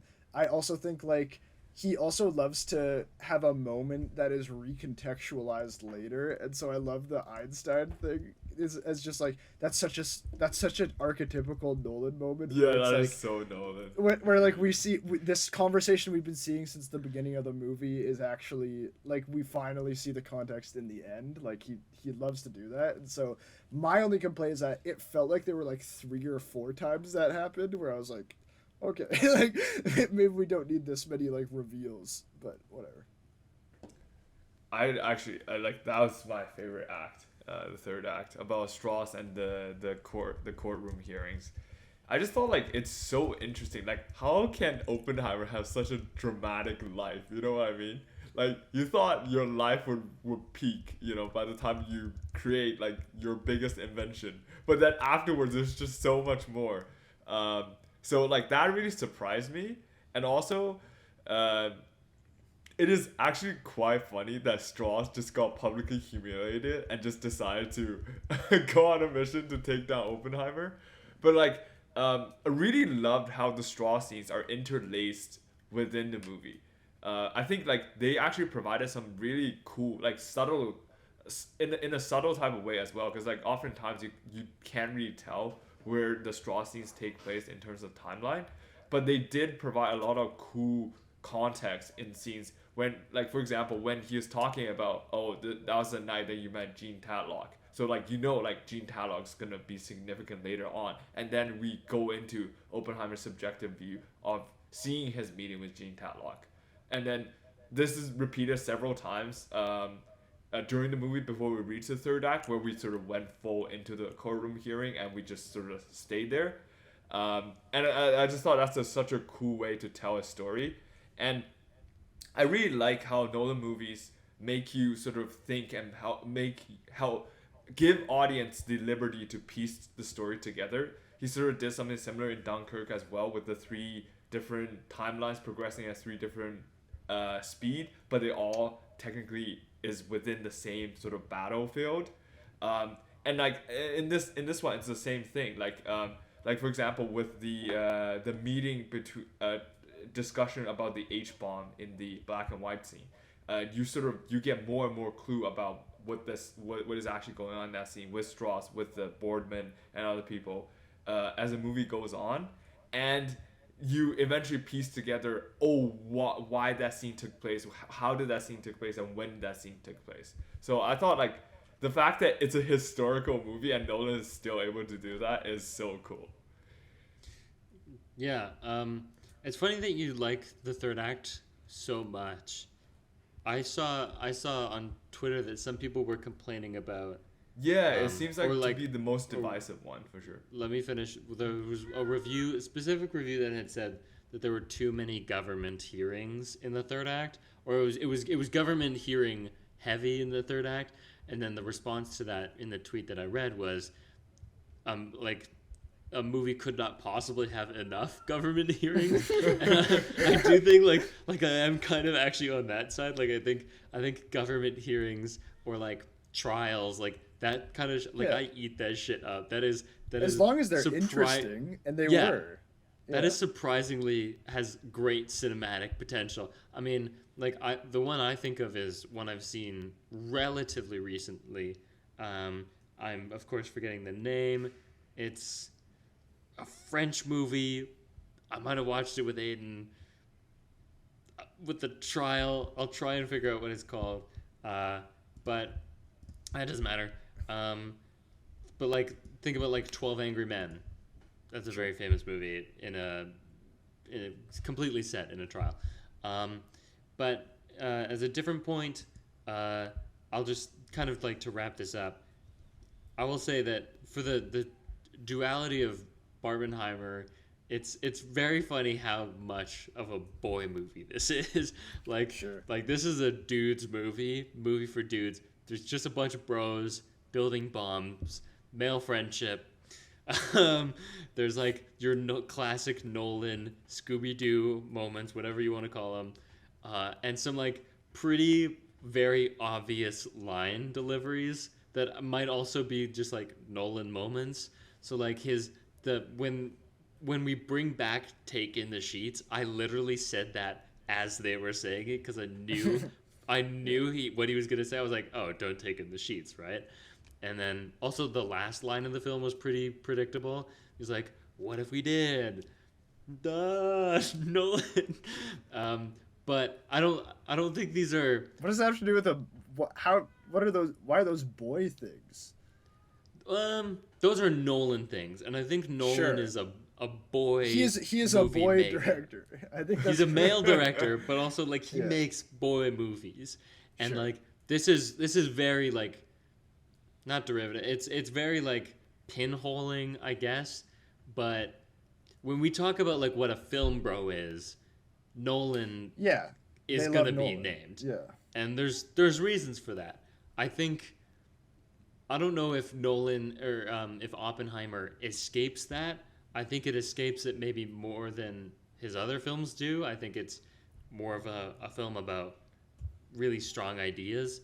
I think there's a lot of dudes in this movie though, and in direct comparison with the next movie we'll be talking about, it's interesting how few female characters there are in Oppenheimer and how sidelined they are. Could be a nature of the story itself and the role they played, but I also think I think up to a certain point that is a directorial choice. So just throwing that out there before we talk about it. Yeah, I mean, I think maybe, but it's also like, oh man, it sucks that women weren't more directly involved with the development of nuclear bombs. Like, right? Like I get what you're saying, but it's like we still have Emily Blunt in there and Florence Pugh, but they have a fraction of the screen time of everybody else. I would say that they probably have the same amount of screen time as like most of the side characters. Like most individual characters don't get a lot of screen time. Yeah, the science people get like very few screen. Like they definitely they have this as for example like Lawrence, who's a pretty significant character. Like I forget his first name, but his last name is Lawrence. Like I don't know if they get less than him. And it's like I don't think that's an entirely fair way to judge a movie if what the movie is begs for it to be mostly men, then like that's what it is. You know what I mean? I think that you could maybe a more and not to I don't mean this as a response to you in particular. I just mean a more incisive criticism I think would be to look at how are women specifically being portrayed in the movie, and maybe there's something there. But I think just like I saw a bunch of tweets about this where it's like someone had tweeted like it's 20 minutes into the movie until a woman speaks, but it's like, well, what does that mean? Like that doesn't have anything to do with anything. Like, and so just like I don't think it's valuable to just look at like more superficial ideas of like how much runtime did they have or how much line or how involved in this were they, and more just like, well, within the story, taking it on its own terms and at face value, like how are people being presented, how are women being presented, whatever. And I don't think I didn't have a specific problem with it, but I could see criticisms within that, but I just don't think it makes sense to criticize just a lack of women in the movie. I understand the impulse to be like, yeah, but that's the story. The thing that keeps popping into my head is, what if anyone else made this movie, and what if they were not male? What if it was a female director who decided to make an Oppenheimer story? But then they wouldn't make this movie. They wouldn't make this movie that's about these things. You know what I mean? So, well, this is where we have to discuss some of these ideas is like, why are we just like, yeah, this is normal, you know, when it's a movie with a long list of dudes and, well, just something food for thought. I don't have super insightful thoughts about this, but like the characters we do see who are female are, I mean, if it's a movie about Oppenheimer and the world he inhabits is a very male dominated space. So yes, we're gonna have a lot of dudes in it. I think it's interesting to comment and reflect on like historically Nolan movies. Nolan has a bad reputation. I think there are other Nolan movies that women. Yeah, I think there are other Nolan movies that criticism could be leveled against more. I don't think this is an example of one because I think a lot of it also has to do like there's masculinity tied up in ideas of American exceptionalism, and I think that's what the movie's getting at. And so to me, like that's kind of like, it's kind of like shallow representation politics that don't, it's not always a very materialistic or like tangible criticism. You know what I mean? Mm. So, Alex, in response of you sort of thinking about what if a different director directed Oppenheimer, and like in my opinion, when it comes to directors, I think they present their perspective and interpretation of the material onto film, and this is sort of Nolan's male perspective and interpretation of Oppenheimer's story. And I want to just draw your this parallel between this and also another film which is directed by a female director but also featuring a very male-dominated space, the military, called The Hurt Locker. So that also featured a predominantly male cast, but that was directed from a female perspective. A predominantly male cast doesn't equate to a story that is also, you know, like male-centric and male-heavy. I think that is a sort of very shallow way to, you know, sort of equate one thing with another. But like definitely, you know, from this film, obviously Nolan is a dude, so there's a lot of male perspective in this movie. But like if another female director came in and directed this movie, I don't think the ratio between male and female in the cast would necessarily change. But maybe a lot of the scenes and the perspective of the scenes would change. So I think judging it from a cast, this is a poor way to judge. Okay. I think we I can agree with that. I think the perspective. We can stop looking at it from the cast thing. Okay, you got me. But like, still, I think I've said more than just the casting is the problem. You know, I'm not suggesting do gender blind casting or create fictional characters. I'm just saying that I'm trying to take a step back and being like, here's a movie, 3 hours, lot of dudes. What is the women role in this? When I'm looking at this and then I'm looking at Barbie, the difference is like it's stark. And I know it has to do with the story and like, but I don't think that it's enough to be like, well, yeah, that's just what the story is, because I do think that is completely a product of the writer and the director, right? But I'm just very curious, I'm very curious, like, what you think the problem is. Because, again, like, if we've decided, like, the quantity, whether it's screen time or percentage of the cast, if we agree that's not important, what is the perspective here that is wrong? Because, again, maybe it is. Like, I'm open to that idea. I just think, like, I do think if you're going to criticize that, you should have a criticism for it. Sorry, that's kind of mean. I don't mean that. Like, we can cut this part out. I don't want to be, like, mean. I don't know. I just wanted to open up the possibility. I don't know if I have a specific criticism. I do think that, well, here's what I'll say. I think in typical Nolan fashion, I think the female characters are the ones the main male character has a relationship with, and those characters are not particularly well developed. They are consistently in scenes that frame them of like this is the person in the relationship. They are doing relationship things. They are the ones they're having sex with. They're the one raising the kids. They're whatever. Sure. You know, that is how we see these characters. Sure. And I don't think this is different from a Nolan movie in that respect. I think there's the character who, there's the character who kills herself, and it's always like, it's from Oppenheimer's perspective, and we've talked about that in a good way, how, yes, events are portrayed through his perspective, and I guess if he's forgetting about the women in his life, or he's, has multiple women in his life, like, that's presented in the movie. But yeah, I think that it's worth noting that it's worth investigating why we're saying that this is a boy movie. I think I think that's fair. This is what I'm trying to get at, I guess. Not necessarily, wow, there's so many dudes in this movie.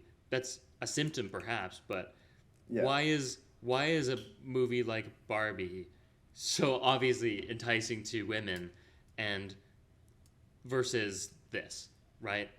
I don't know what the gender ratio of the audiences in Oppenheimer are.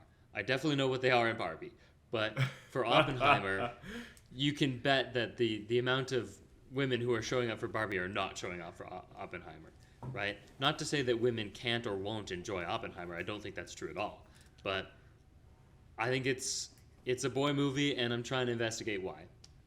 Sure, but okay, but even what you're saying, like, I think the perspective is more important to that. Like what you're saying, like what we see women doing, and you could also maybe even talk about like the way that the sex scenes are framed or whatever. Like I think even that, like, there's something there. There's like a tangible criticism of what is the perspective here, and yeah, I just don't think.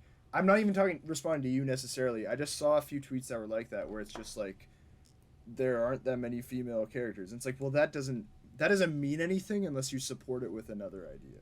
You know what I mean? So yeah. But yeah, I agree. I agree that it's worth criticizing what the perspective is and how we're approaching any kind of subject matter. Yeah. Yeah, and to respond to your point, Alex, and I think it's more to do with the source material itself. I think like there is like an inherent, like when it comes to Barbie, it's predominantly like a girl's toy, and also it's very much like told from Barbie's perspective. That's a really bad example though, because of how many men are in the Barbie movie. But I think that's equally true for Oppenheimer, at least like in my theater. Like I think like, like he's talking, there are a lot of people who Alex means in the movie, the not cast. in the theater. The cast of Barbie is yeah. almost like a perfect 50-50 split, if I had to guess. Yeah. Right? But that is a fantasy movie where you can just come up with any character. It's occurred to me in this discussion, obviously, that historical drama has less leeway than the fictional toy thing that has no inherent story. I know that there's a difference. I can understand that, and that new movies have a different gender ratio, and we can be less forgiving for that. But I think what I don't know. Sorry I'll let you finish your point, Peter. No, because I thought you're trying to draw us away from like the cast perspective, because we already addressed that. You want to mostly talk about why Oppenheimer is perceived as a boys movie and Barbie is perceived as a girls movie, right? That's I thought what you want to talk about. More, I think people calling Barbie a girl movie is very obvious why that might be the case. I don't think we need to investigate that quite as much as why Oppenheimer, a movie that is not inherently tied to gender politics, sort of has become that way based on this juxtaposition. It's getting hoppy in here. It's getting theory heavy. Yeah, I was just say one thing, like just from personal experience, a lot of guys I know are into history, and that might not necessarily hold true for girls. I don't know, like and like Oppenheimer's very like history. History is boy things, if you know what I mean. It's, no, that's not what I'm saying at all. Well, I think that there's something to be said there. History is generally written from a male perspective, and therefore. Yeah. Okay, that's great. Maybe now we're getting something. Yeah. But that's what I mean. Like that's a kind of criticism. Whatever. We don't have to tread in circles. That's way too theoretical. Yeah.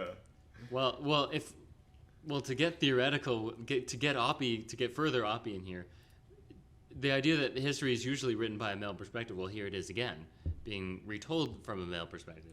So, which is why. But then you're. Well, let me have the counter example. Sure. So, a movie that I think is going to be very interesting that is coming out relatively soon, I'm not sure when, is Sofia Coppola's counter to Elvis, Priscilla. What does that movie look like? And I agree. I don't doubt that you don't.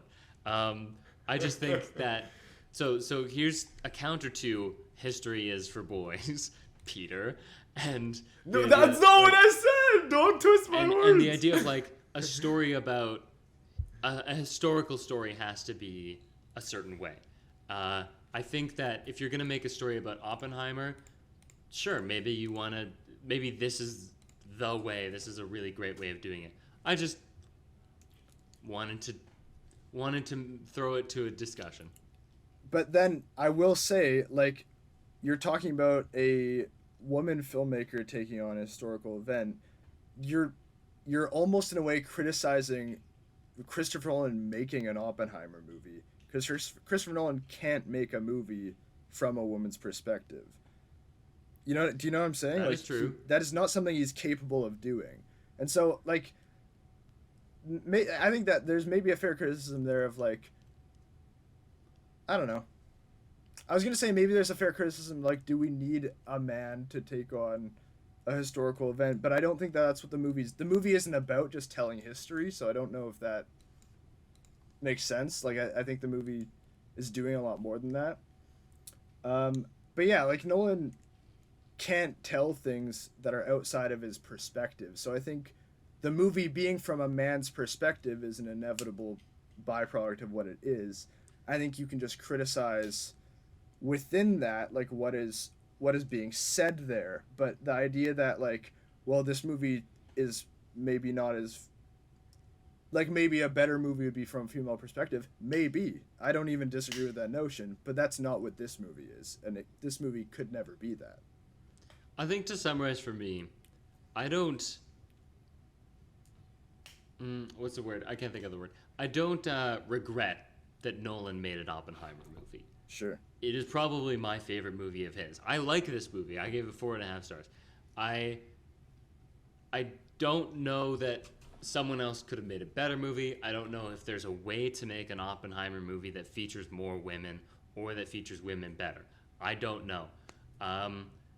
It's just interesting to look at how this is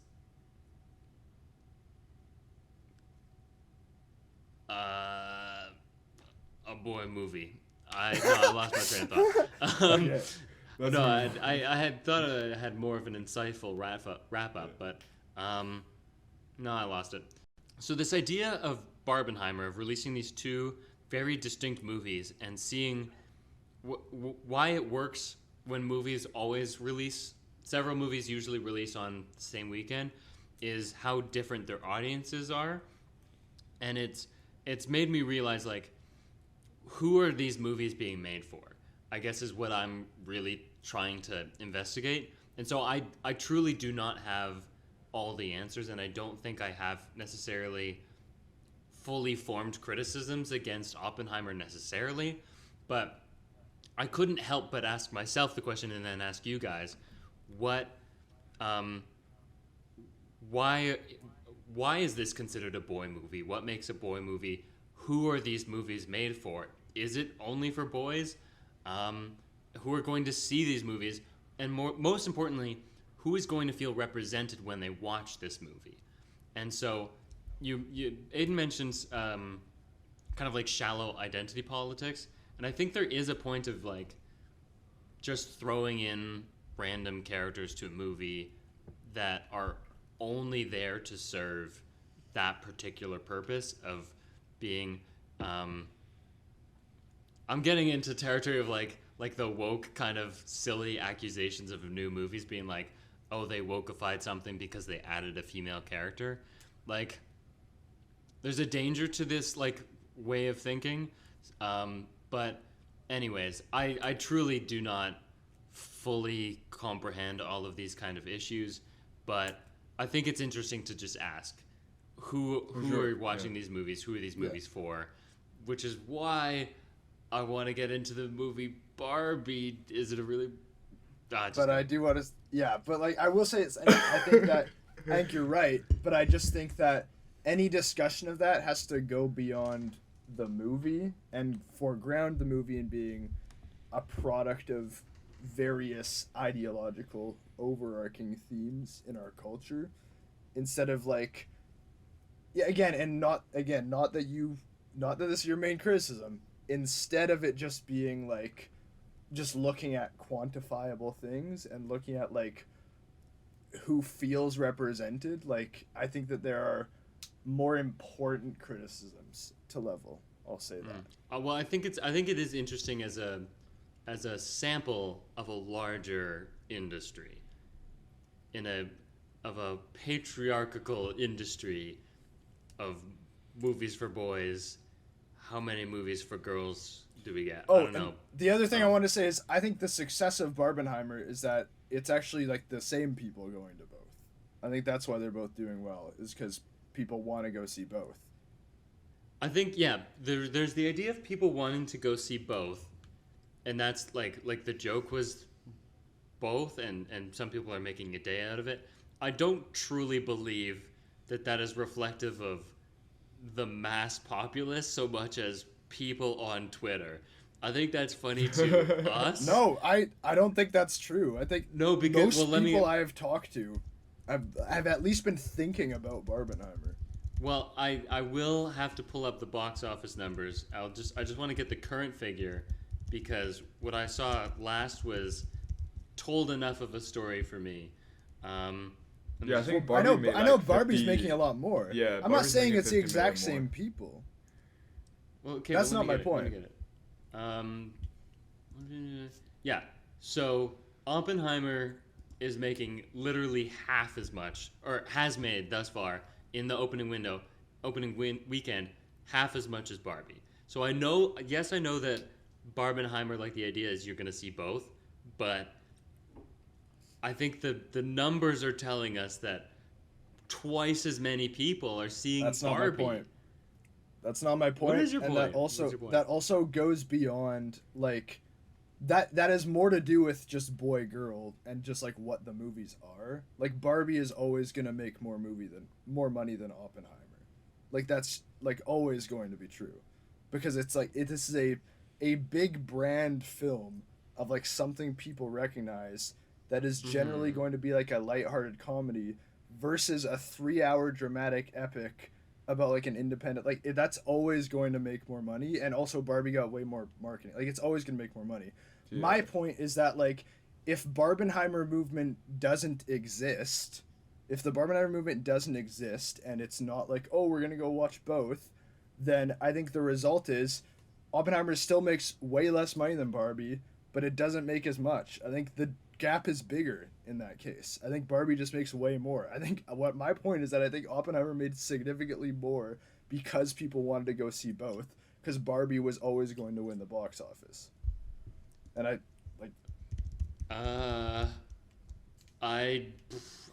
gonna have to pull up some figures to even consider that as an option. But no, I'm not. I think you're right, Aiden, because like, when Nolan how could you disagree that Barbie was always going to make more? Yeah, because when Nolan went with Universal instead of Warner Bros, he was actually really unhappy about this decision of releasing Warner Bros deciding to release Barbie on the same day as Oppenheimer, because like that's clearly a middle finger to him. But then like the prediction is the Warner Bros people thought by placing them on the same day, the Barbie would just significantly overshadow a 3-hour-long R-rated epic. But because of the Barbenheimer movement, they actually, like, both movies, when one movie got marketing, the other movie was trending as well. So both movies, in turn, made more money as a result. Yeah. So, yeah. Yeah, that's what I'm saying. Okay, so I found Box Office Mojo. The best I can do is Dunkirk, I think, because Tenet doesn't really count weird weekend. So Dunkirk's opening weekend, this would have been, 2017, I think, was $50 million. So 50 versus 80. So the 30 million, if you want to 30 attribute million that, more. you want to attribute that to the Barbenheimer movement. Also, different factors. Like, those are different movies, like, too. Like, I don't know. Whatever. Well, okay. Yeah.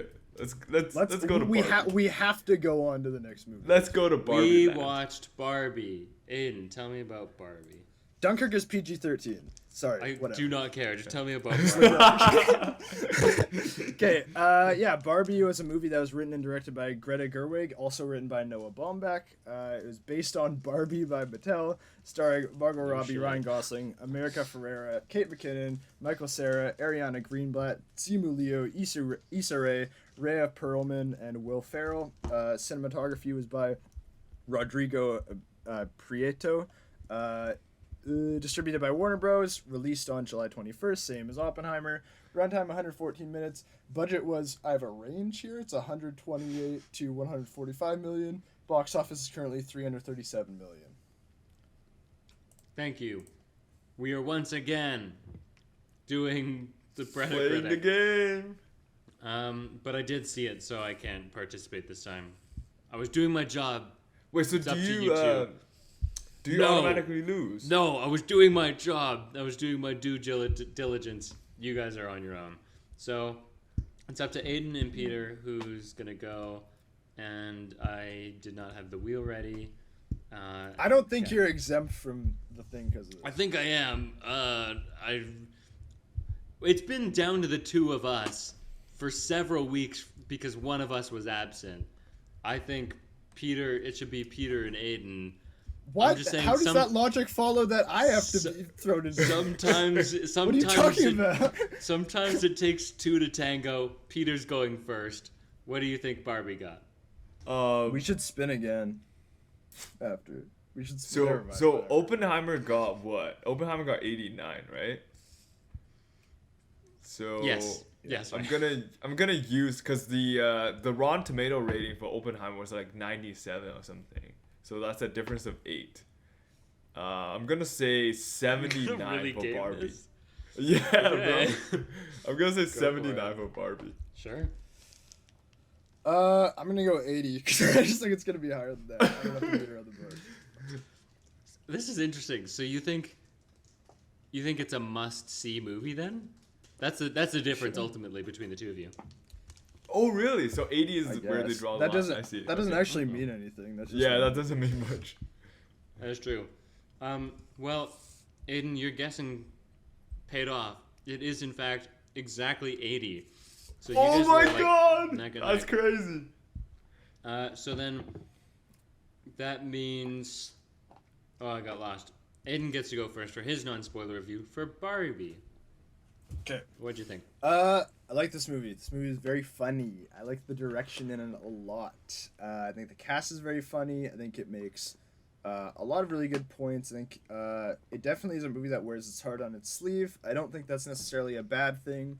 And I think that there are a few moments with a little bit more like nuance and a little bit less being directly explained that I think really strengthen this movie. However, there is like a lot of just characters like just kind of explaining what's going on, and I actually think it generally works for this kind of like toy world where it's like characters are kind of just like stand-ins for different ideas at different points, I think. And so I think it actually kind of works that they're being played with in the story and that like they're just articulating what's happening. Like I can't say exactly. I just think it works pretty well. Some criticisms I would level against it. There are a few times where I wish characters didn't just say something. Like I wish like there's one line from America Ferrera's character in particular where it's just like they're talking about when patriarchy gets imported into Barbie Land, which is that was a funny moment. But there's just one line where it's like I was like, why would you? That's just a bizarre thing to say. But I generally don't have a really big problem with that. Honestly, my biggest criticism of this movie is that I actually think it just kind of loses its bite a little bit in the end, and I think that that's probably a product of it being like a Mattel movie that just can't go full into criticisms that it maybe should. Like we'll get into it, but certain characters I think actually get off way too easily. Like that are bad guys that get off way too easily in this movie, and I don't know. I think there's a lot of value to the points it's making. I think this is a very empathetic movie, which is nice, but I think it could go a bit harder. But I actually really like the cinematography. I think it works really well to have this like toy world, and then but there's also like some really beautiful lighting in it that isn't right in your face, but it just works really well. Yeah, I like this movie. I would give this like 4 stars. 4 stars, perhaps. I might go to a 4.5, but probably 4. Oh, okay. And I'd recommend this. I would recommend this. It was a good movie. Cool. Peter, you can go next. What Okay. did you think about this? Alex, I can see you gearing up for your review, so I'm actually really interested in what you have to say. But for me, I love this film. I think the cast is great. Ryan Gosling, funny as always. He should be in more comedies. Same as Margot Robbie. And apparently they're teaming up again in Ocean's 12? Ocean's 10? Who knows? Sure. It's like like an Ocean's movie. One of those movies.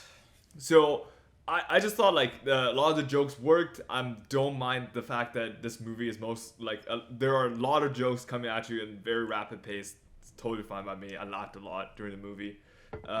And the choreograph and just like everything, like it's so magical, genuinely. Like the fact that they turn like fighting scenes into dancing scenes, like big dance set pieces, and just like really makes you feel the magic of Barbie Land is fantastic. And like it just gives you like this shiny, glittery, happy feeling when you're watching it. Love it. But I absolutely agree with Aiden that either maybe it's because it's a Mattel movie, or maybe it's because we're talking about Barbie. It lost its bite quite a bit towards the end. I think like a lot of times, I think it would be much better to go with the subtle route instead of I'm just gonna put it out there. I'm gonna tell the audience about these things. I'm sure we'll get into it. And I think like genuinely like I think that's one thing that I would say about Greta Gerwig. It's like, yes, I think it's amazing that she's getting big studio recognitions, like getting contracts from big studios, but also like I miss some of her indie productions so much because of the fact that she can bring out these more nuanced things, and she can like write stories that are at a smaller scale but actually hits harder, because like Barbie was like had everything right, but actually when it went for the final hit, it just did not land for me at all. So 4 out of 5 for me. It will be a movie that I think everyone should see. I think it's a really fun, good time, and yeah, I had a good time in the movie too. Yeah, I really enjoyed watching Barbie. I think it's very funny. I think some of the cast are doing just like a phenomenal job, especially in the comedy department. Like it was more often than not, it was the cast and the performances that were making me laugh more than anything else. I think the story is a really fun idea of like Barbie's in Barbie Land. She visits the real world. We knew this was gonna happen, but the specific detail that Ken discovers patriarchy, feels empowered, and imports it back to Barbie Land. That is the part that got me actually hooked on the movie. I was like, oh, that's a funny idea. Because I didn't know where it went after they entered the real world. And that is the part that sold it for me. How it lands that particular plane, I think we're all kind of in a mutual agreement there in that maybe it's not ideal. But I'll take that even one step further in that I'm not sure this movie is... I don't think the execution is as high as I was expecting. I think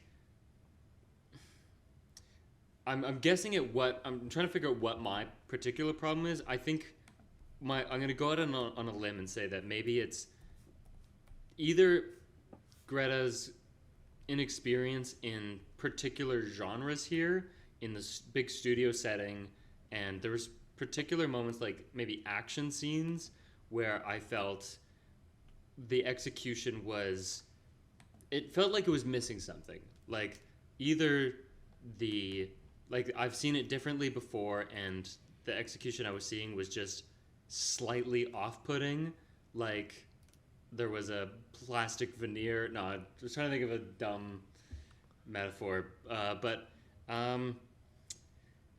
yeah, I don't know. There was an odd feeling about this movie for me where everything felt sort of not real, in not the good Barbie way, I guess. I know you're like. I would well, I would say that much of that is intentional. Yes, like for example, there's the scenes in Mattel, very heightened Barbie-esque caricatures more than people. That is not what I'm talking about.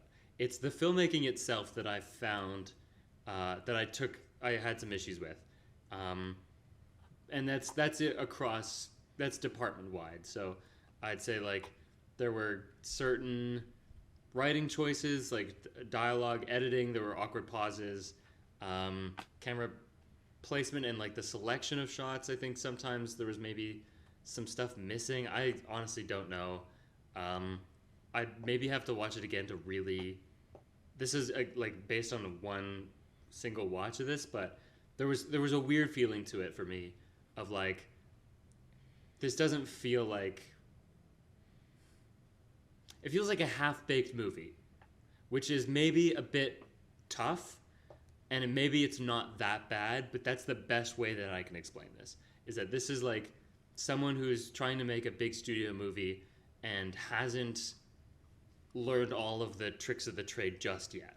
And I don't think that means Greta Gerwig is a bad director. I think she gets really phenomenal performances out of actors, and I think we've always known that. But I think Barbie is lacking in technical aspects. So that's what I'll say.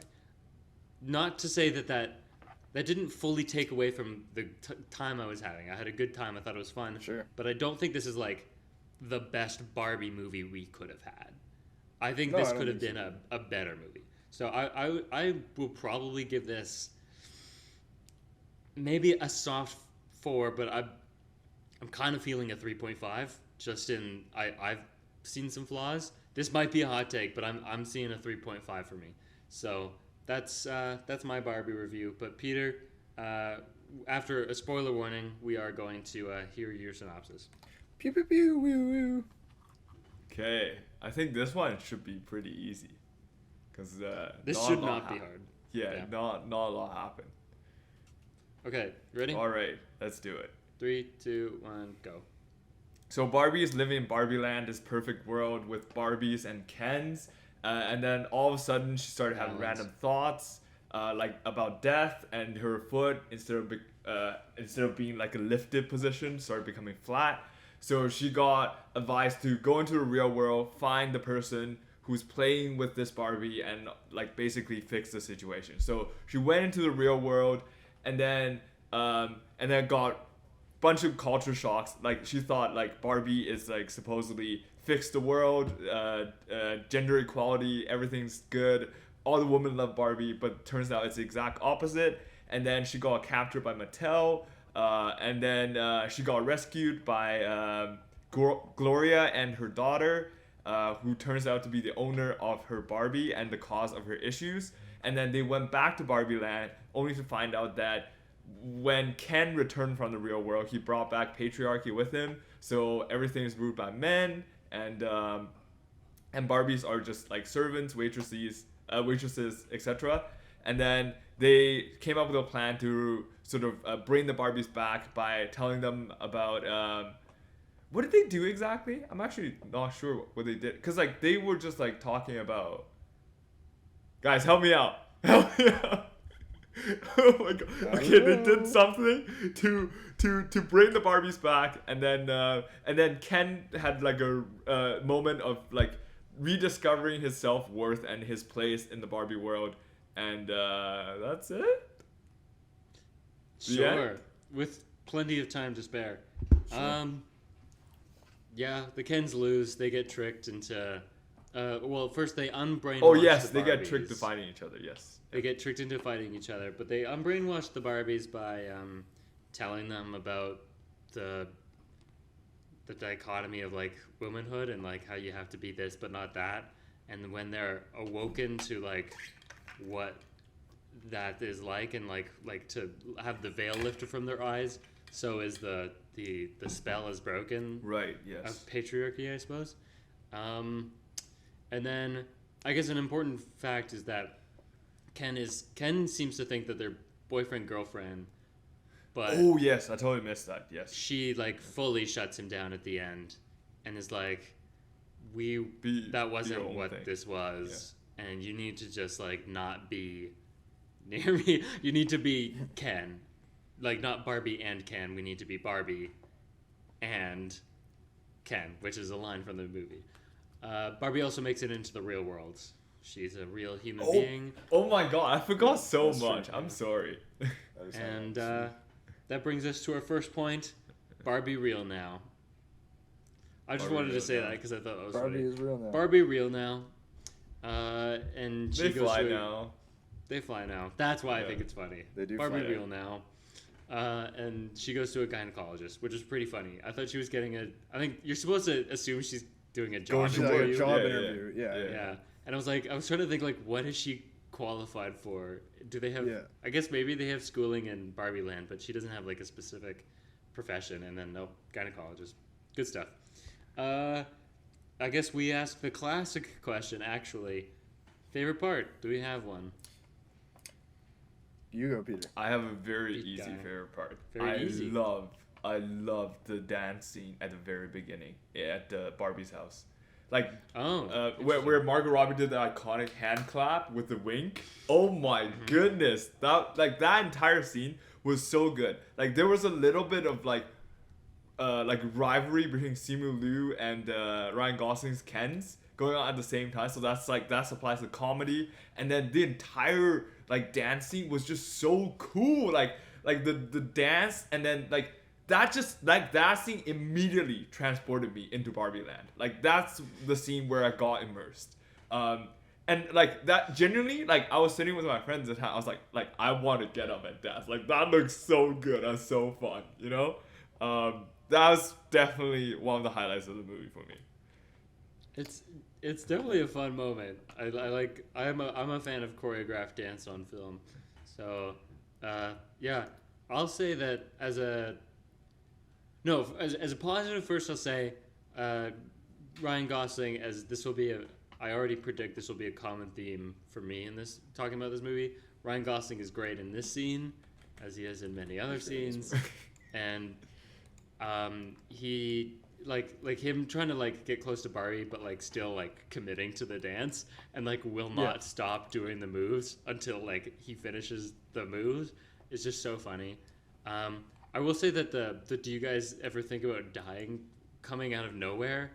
We saw that in the trailer coming out of nowhere. Yeah, the trailer sort of ruined it. I had no idea that was like truly out of nowhere, and like there was nothing before then. It was definitely a shock kind of like choice. I don't hate it, but I was definitely surprised that there wasn't anything to like cue that might be coming, you know? Yeah, no, I know what you mean. Like if one of the other symptoms occurred first, you know what I mean? Like if maybe not flat-footedness, but like something else went on. But I kind of like this order of it. I kind of like, because I think it speaks to like she doesn't know like what's happening to her. Like it feels very sudden to her as a character, and so I kind of like that it feels sudden to us. Yeah, and I think that what I want to say about this scene is that I think Margot Robbie in particular is great at this scene and is great in this movie. Like, just, I think, like, giving a phenomenal performance in this movie. I think that, like, the way she is balancing, like, a genuinely very funny comedic performance with very sincere emotions that, like, and giving a lot of emotional weight to scenes where she needs to, I think she's doing a great job. Absolutely. I think, like, I mean, like, we know she's a great actor from Babylon and everything else, but yeah.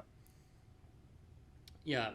Actually, I was thinking about Babylon a lot during this movie. I was like, man, Margot is really great in Babylon. She's doing, like, as much as she can with Barbie, I think. I think Barbie, like, I think the character of Barbie as a lead character does not have quite as much to do as some of the other characters do who are allowed to be a little more zany. but Sure. I do think Margot Robbie is a talented actor. Aiden, do you have a favorite part? Yeah, I'll say building off of that, I think that one of the reasons Margot Robbie's so great in this movie is that the more tender scenes in this movie hinge upon just her acting. Like if she doesn't deliver those moments, like the moments where she's sitting on the bench and she's looking around and she's like understanding what it means to be human for the first time, and she's dealing with like self-consciousness and navigating all the things that come with that, and the trials and tribulations, as well as like the wonderful things that come with being human, as well as when she first meets the creator of Barbie, like, and I really love the lines where she's talking about like, I don't feel pretty anymore. Like I think that's great, and talking about gender roles and how restrictive they are, and also talking about like what has been cast upon her and a person's sense of value. And so I'm kind of all over the place, but I just mean those more tender scenes where we're getting to essentially like she's been made to feel worthless because you can't have value unless you attain the standard that is set by the gender role, and it's unattainable. And so as a result, like she feels worthless, and she doesn't have. There's a line in the movie where they say like girls are stripped of their innate sense of value, and I think that like the moments where it is just like when she looks at someone else on the bench and sees how valuable they are, and how and she says like, you're so beautiful, to a woman beside her who is just like valuable just because she's a human being who has existed and been through all these things.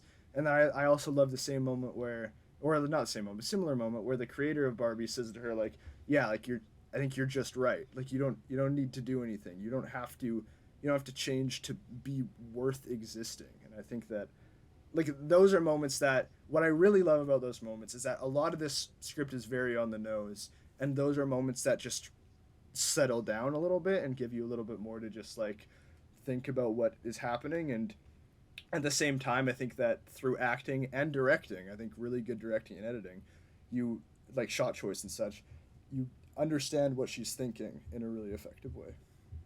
Yeah, and I'll just add on to that. I think it's really cool because like in order for this movie to feel believable, she needs to be sort of balance between like really innocent character, because like, you know, she's only ever been in Barbie Land, and also have this childhood wonder thing going on at the same time, all with like portraying like an adult character. And I thought like throughout the film, she's just has done that very, very consistently in all the things she's in. So amazing. Yeah. Did you have a favorite part? Was yeah, that was your favorite part. Was that one of them, or those two scenes I'll talk about in particular as being like, and for similar reasons, but yeah. Okay. Yeah. To touch on like the commentary, we can get into this early, I guess, but I like the ideas it's tackling. Again, kind of like this is what I mentioned in the review, in the non-spoiler review, is like, I don't know that the execution was always how I liked it, what you said about like some scenes are on the nose is I definitely felt that. Like the scenes where they're really just like telling us, it's the classic film thing of like show don't tell. There's long character monologues about like where they just describe what the patriarchy is and how paradoxical it is as to exist as a woman. And I know that this is supposed to be a highly marketable movie that works for everyone, which means usually you have to be a little more straightforward with your messaging. But I think that is true up until a point. I think we can have a movie that challenges ideas without being so on the nose about it. There's just a couple moments, and I mean, like, it's different when it's a comedy. Sometimes the abruptness and the straightforwardness of it is the joke, and sometimes that works. So like, anytime Ken is fully embracing the patriarchy, that is hilarious. That is truly funny stuff. But like, there's other moments, and honestly, that's also like more like visual humor as well, and I think that's using film language to its strengths. And it's when when it dives more into just like talk, it's really the talking of it, and it's, I don't know, it is hard when you're trying to get your message out to general audiences, and it's kind of like heady subject matter, I guess. But I feel like it could be boiled into more physical actions. I don't know where I'm going with this. Yeah, I'll just stop talking there. But like that's kind of my take on the commentary this movie tries to present. Okay, yeah, I think that I agree to a lesser extent in that there are some moments where it just pushes being on the nose for me. Like I was saying, there's one particular line where America Ferrera's character goes like, the reason why patriarchy took hold so hard in Barbie Land is because they weren't equipped to deal with it. Like they didn't have security against it, much like the indigenous people of America with smallpox or whatever. Yeah. I was like, what? like that one. Like there's some lines like that where it's like, I don't, just like let me think about like why this would happen. Like you don't need to remark on everything. However, I think two things. So I think that it works actually for most of this movie because the characters are inherently archetypes. Like that's what they're like. She's stereotypical Barbie, and there's this Barbie and this Barbie and whatever. And like they're meant to just be like symbols and images, and they're basically like they are self-aware symbols. Like that's baked into what the script is. And so I actually think it's kind of interesting that all of the dolls just like vocalize their thoughts. Like I think that that's actually like, because why wouldn't they? They don't have to operate, they in their lives they don't have to use the same coded language that humans do, like in navigating things, because why would they? Like everything in Barbie Land is like perfect and whatever, so it's like they don't have to use coded language. They just say what they're thinking, because there is no norm that is suggesting they shouldn't do that.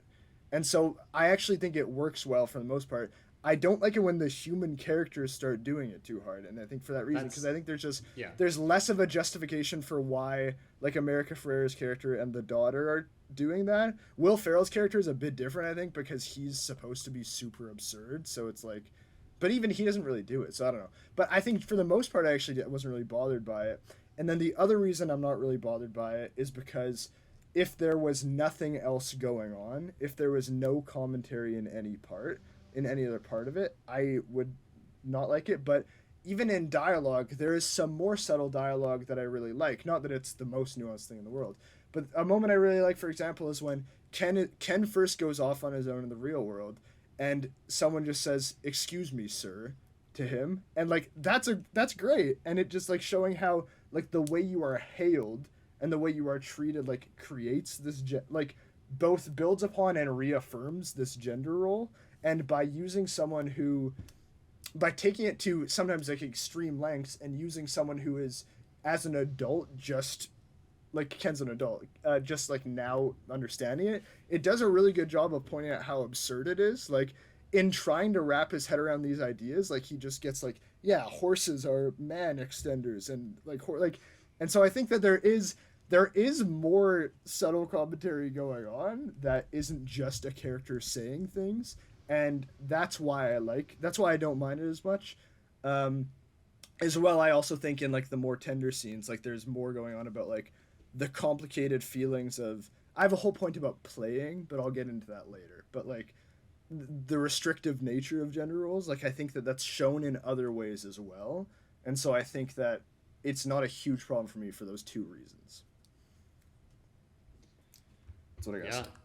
Yeah, and like I find it really difficult to criticize some parts of this movie, because I feel like this movie, a lot of parts of it is like, it's really hard to sort of draw a line between the movie and feminism. Like you want to criticize the movie, but you don't want to get into the feminism territory. So like and especially like as a guy, like sort of like I can only offer my perspective on the movie. I find it like sometimes, because I've talked to a lot of people, both girls and guys, after the movie, and like it did, like for people who played with Barbie as kids, and also for people who really resonate, like the message in Barbie really resonate with them. Like the movie meant a lot for them. So like, I can only like before I get into my criticism, I just want to give that disclaimer. It's like that is like strictly from my perspective, and like I can totally see it from the other way as well. But like one of my biggest problem with this movie was the Gloria's monologue at the end.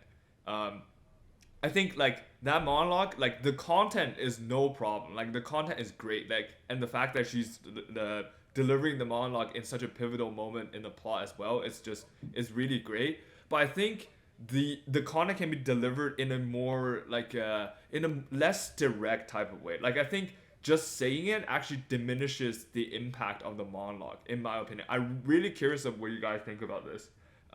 Like I think like that's what I'm referring to when I think like the Barbie set up like a punch, but the punch didn't really land for me. I think like that monologue is supposed to be the climax and the punch landing, but that didn't really work for me. I just thought like it's a little too direct.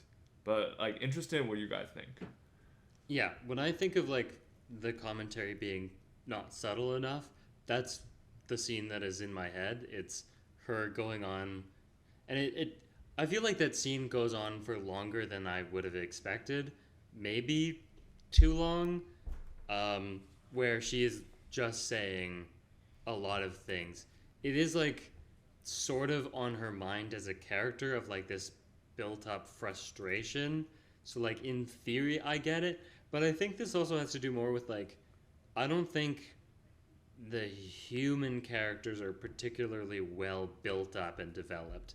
I think that would require, I don't know, more movie for that. Like I feel like those characters are definitely rushed and they're not the focus of the movie, but they also kind of are super important, yet that relationship doesn't feel more real than like Barbie Land to me, in a way that like it feels archetypal in a way, in that like here is mother daughter who aren't getting along kind of like trope, but I don't think that ever felt like a sincere, genuine relationship to me. And that's again speaking to like the idea, like watching this movie, this felt like a fake movie, kind of like a cool idea, like meta, like making a movie that feels kind of fake, but I don't think that was the intent. I feel like the emotion of like the mother-daughter relationship never reached that level of sincerity that felt authentic, I guess. So that connecting to the later scene of like this built up frustration pouring out in this monologue, it feels very forced, of just like, now I'm going, because I'm supposed to be frustrated at this moment, I'm just going to tell you all the things. And I think the movie could have done a better job of tracking these character arcs and finding ways to I don't know, show not tell, I guess, to be simplistic. Sure.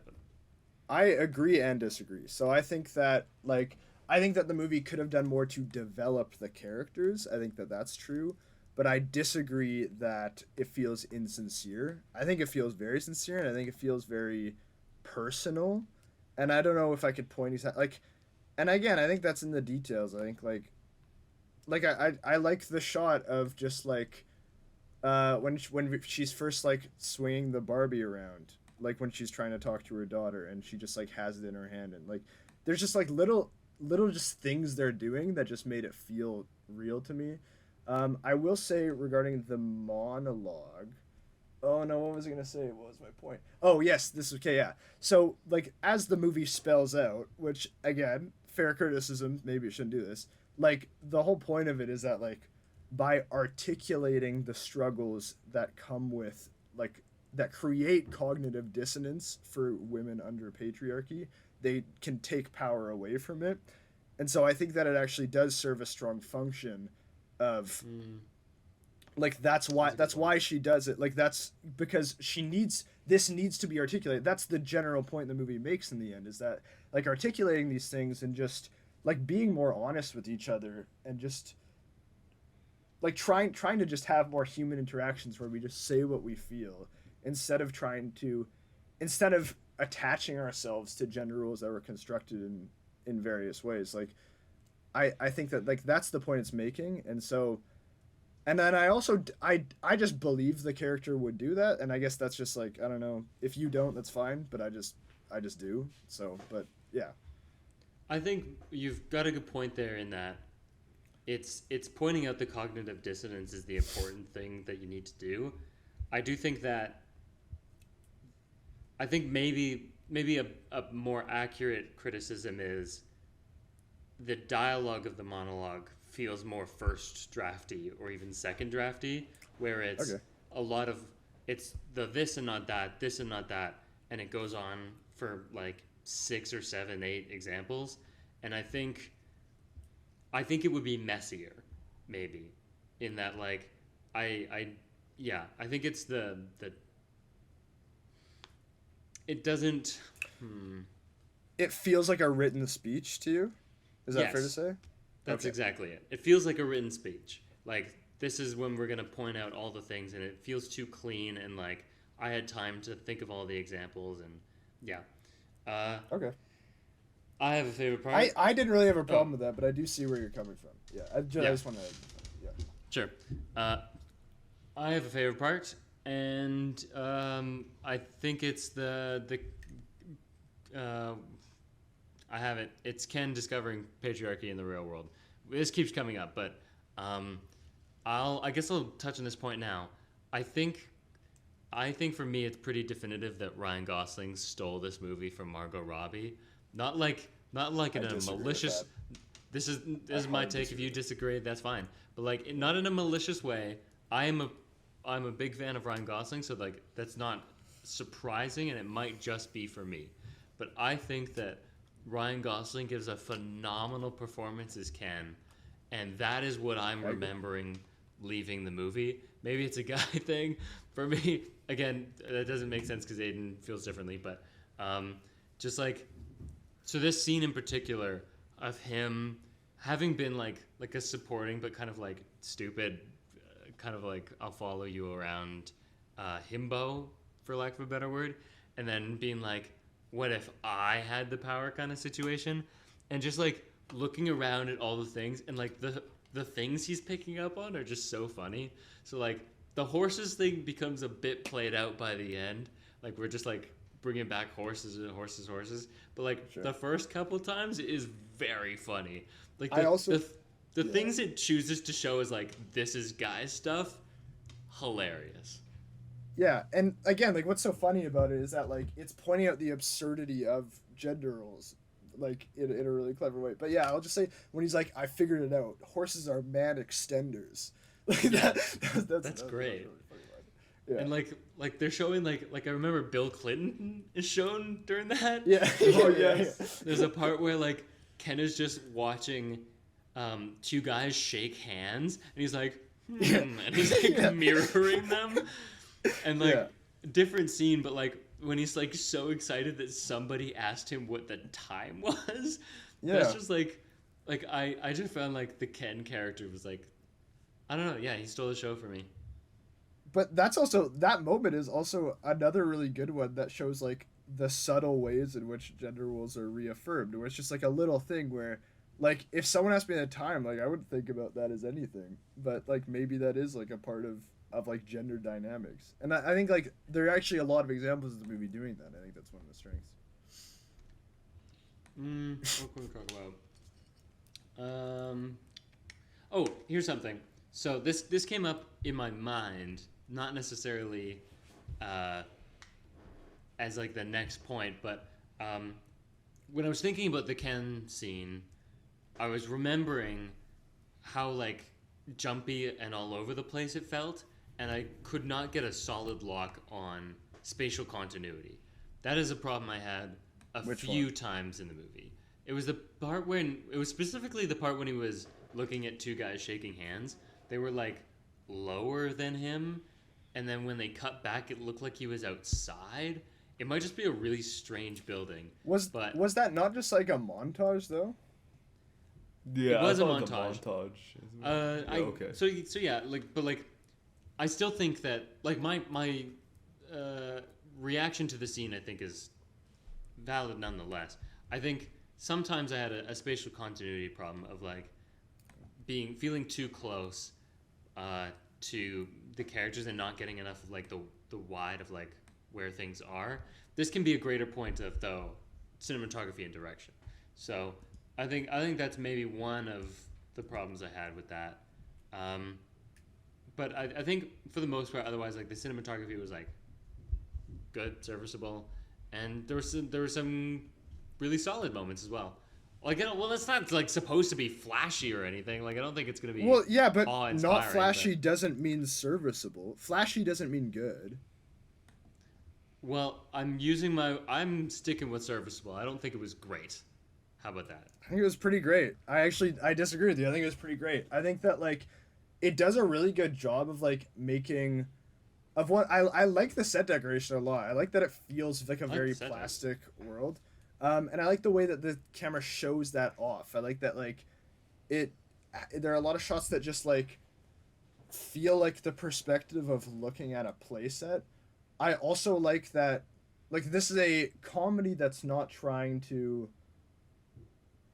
it's a comedy and it's trying to use some classic comedy film language, and so there's a lot of just like it's just a static shot of like two people and it's just like a static medium, but I think the lighting is quite good, like, and I think that like there's one in particular like when they're in Weird Barbie's like lair right before they go into like their final plan, there's actually some really beautiful lighting like particularly on like there's just like a sunlight coming through that's just hitting them and they're just wrapping it. It's really simple, but it just looks very pretty, especially like with the set deck, and I like the color a lot. I also like how there are certain shots where they make like skin look plasticky, and that's done with lighting, and I think that's done really well. Particularly in the beginning, they're doing that a lot. I like the way that this camera moves with the dances. I think that it shows off the dances really well, while at the same time like it at once shows enough of like the body and shows enough context and is still enough. The camera isn't doing so much that we're distracted from the dance, but it's also like working in tandem with the dance really well. I also think that the camera is not commenting upon the characters much in this movie, and I think that that's intentional. Like I just think that that's like it's a movie about like a movie about gender roles and like symbols and images, and I think that that might get confused if you just try to like start if the camera is very judgmental in a movie, if that makes sense. Like in a movie about judgment, like you could play with it really well, but I like that there's almost like kind of a neutral camera look here, and I think that it one gives it like this play world feeling, but then also like helps you just see like judgment for what it is if the camera's taking more of an objective look at things. If that makes sense. That was a bit of a ramble, but actually my general point is that like I actually think that the cinematography is quite pretty in this movie, and I think that I like it compositionally and I like it lighting wise too, while not doing anything that's like in your face. I'd agree. Yeah. I think it showcased a lot of the glittery, flashy, fantastical elements really well. Yeah, I think it excels at showing off some of the set design at times. Mm-hmm. And I do like it a lot of the times in the dance scenes. I agree that I think it knows how to accentuate the movements, I guess, but also it's always a tough balance to kind of like keep up the action, show off the movements, but also like make sure the whole dancer's body can be seen, while also like conveying emotion. Dance scenes are difficult, so I think they do a pretty good job of that. Yeah, I don't know. It's pretty good to serviceable for me, and I think we'll just have different opinions on it. Because to me, serviceable means like mid. It's and serviceable just means like it's fine, and there weren't like, so like to me a movie dips below serviceable if it does like Peter Pan was a movie that dips below serviceable, where it's like this doesn't look good, like this just like this is bad, whereas like I don't know. Well, What's that's something that's well, what I'm what- saying what's is something well, it doesn't matter. I don't think Barbie looks bad. I think it's not great, and I think it from like again, this is all subjective, but for me, I think it lies somewhere in between those. Between Okay, but bad I'm- and great. I'm just saying, to me, like, I just don't know. I don't know if it needs to be doing any more than it is, and that doesn't make it bad. Like, or that doesn't make it not great, if that makes sense. Like, Well, the thing is, I know what it's going for, and I also don't think it's the best version of that it could be. I think I actually thought there were a couple of times where I thought the lighting wasn't good. I like the more like set feeling of Barbie Land, but there's also some times where like it's not as lit as I thought it would be. I was like, oh, it's actually the actors' faces aren't lit that well, and there's the obvious, easy target for me, low contrast night scene. But that's not even like a huge factor of it to me. I don't know. I think it's fine. I think it's fine. But let's move on to something else. Why don't we talk about the cast? very good. So yeah, well, what haven't we talked about? They're all great. I think America Ferrera is actually quite good in this movie. I guess you guys might disagree if you don't like her character or the things she does, but I think she actually gives a really nice, grounded performance within like a kind of absurd script, and I like that a lot.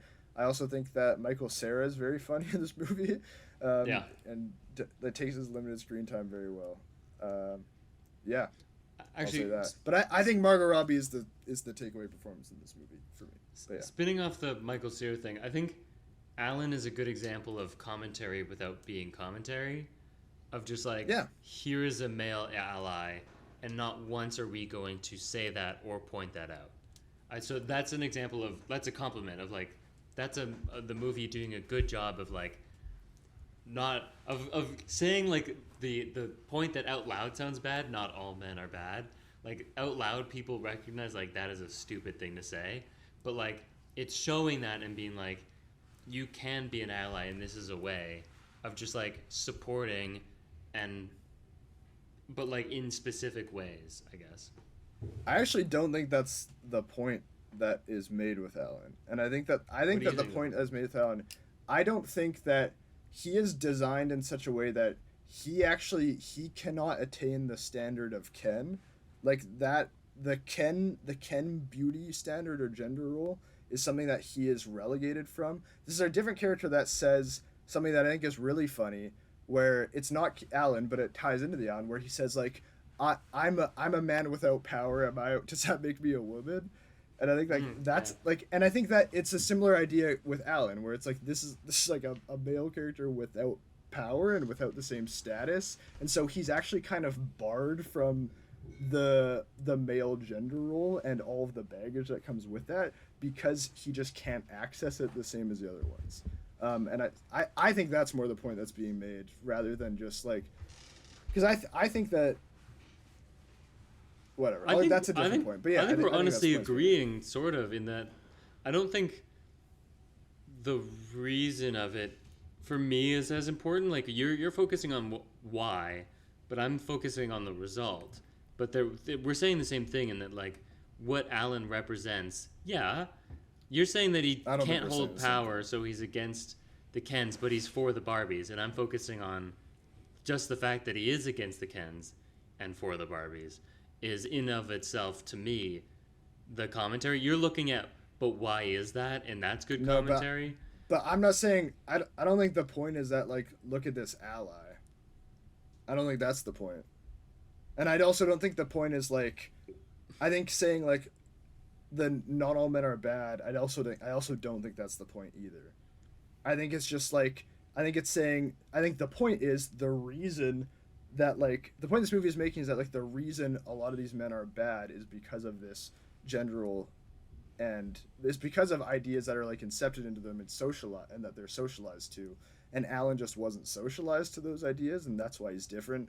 So I think it's talking about the plasticity of character within gender roles that exist. Like not everyone is gonna be able to fall within them. And I do think that's separate from what you're saying. Right, but Not like, trying to be aggro. The men who don't fall under the traditional gender roles That doesn't make them an ally. are in. Well, he is. He's Alan the ally. Whatever. I'm not gonna drill hard. I think Michael Cera is great in this. I haven't seen him in a while.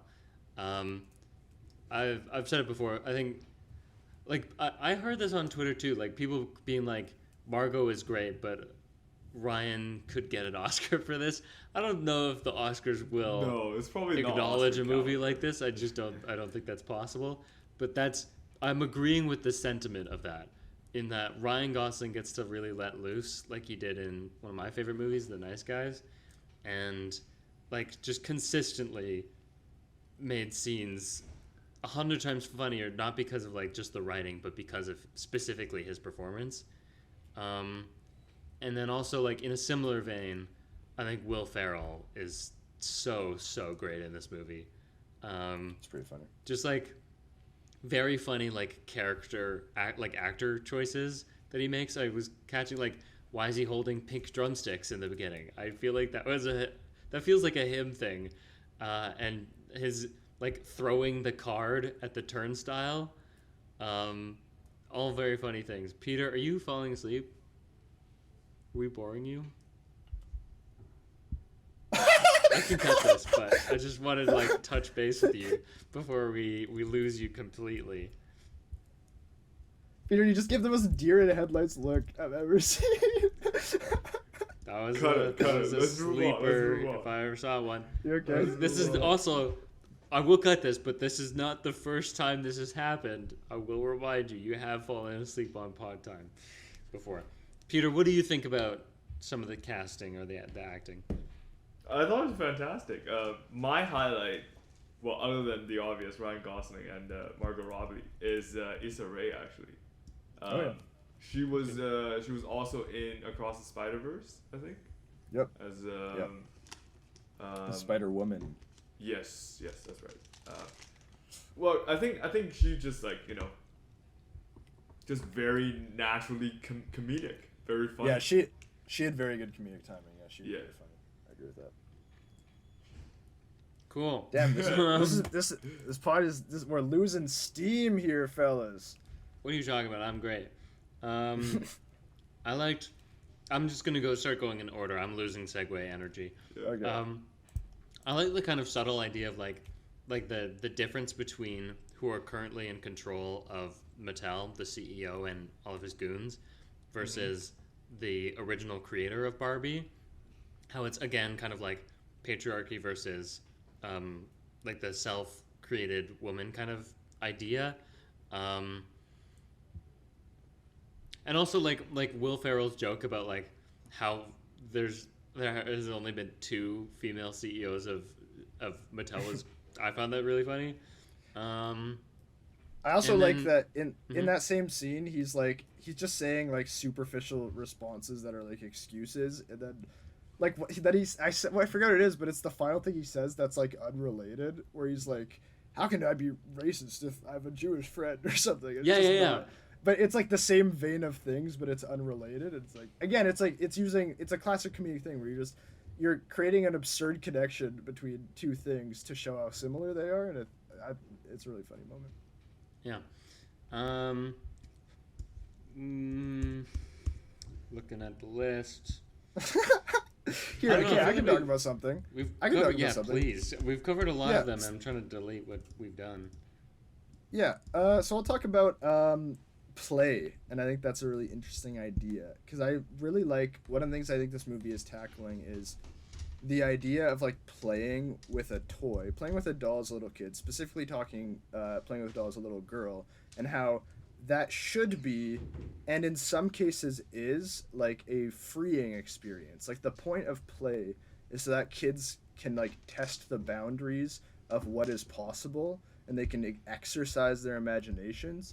And I think the movie is making a really interesting point about how kids and girls do that with Barbie. Like they're still, because people have that kind of ingenuity and creativity, like that still happens. However, there's also a limiting factor. Like play has also become this restrictive thing, in that it's creating a sort of reality for these girls that are playing with it, because it's so segmented, and it creates an image that, like, of what they have to be. And so I like the way that it's, and I think you can extend that to a broader look of how, even though gender roles are very restrictive and are socialized very effectively such that people conform to them, like conform them a lot and very strongly, people are still able to play within that, and they don't, like, there's I think it is trying to talk about, like, the playful nature of gender, and I'm using that word a lot, but I like that.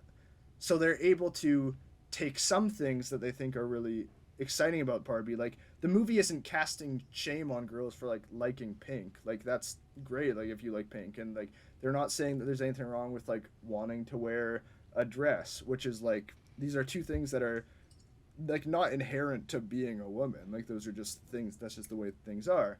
And it's talking about how, like, even though maybe some things are designed to be oppressive, like, people are able to take things and subvert them and flip them. And I think that that's an interesting take, like, that the resolution isn't a rejection of all things that are Barbie. It's just it's just understanding the way that sometimes these images and these gender roles are very restrictive. Peter, you saying something? Yeah, I absolutely agree with you. I think that's a fantastic way to represent it. And also, it's actually really interesting because, like, as a kid, I don't think any kids would like to play with, like, an ugly toy, for example. So there's sort of like an inherent paradox within the concept of playing, that, you know, you play with good-looking, handsome, pretty, beautiful toys, but these toys at the same time are setting unrealistic expectations of society, of genders at the same time. But, you know, it's sort of like a loop, like a vicious cycle going on. Yeah, for sure. Yeah, I think one really interesting thing that the Barbie movie does is kind of tackle the kind of, like, typical criticism of Barbie, but also, like, so there's this idea that America Ferrera's kid in the movie throws at Barbie when she first meets her, is that, like, Barbie is actually bad in that she sets these unrealistic standards. But then what's interesting to me is that, like, how that affects Barbie herself as a toy turned human being and eventually stays human being, but, like, how that hurts her kind of, like, self-view, in, like, the idea that by being herself she is somehow bad for other people. That is right? very interesting. Yeah. And yeah, I don't, like,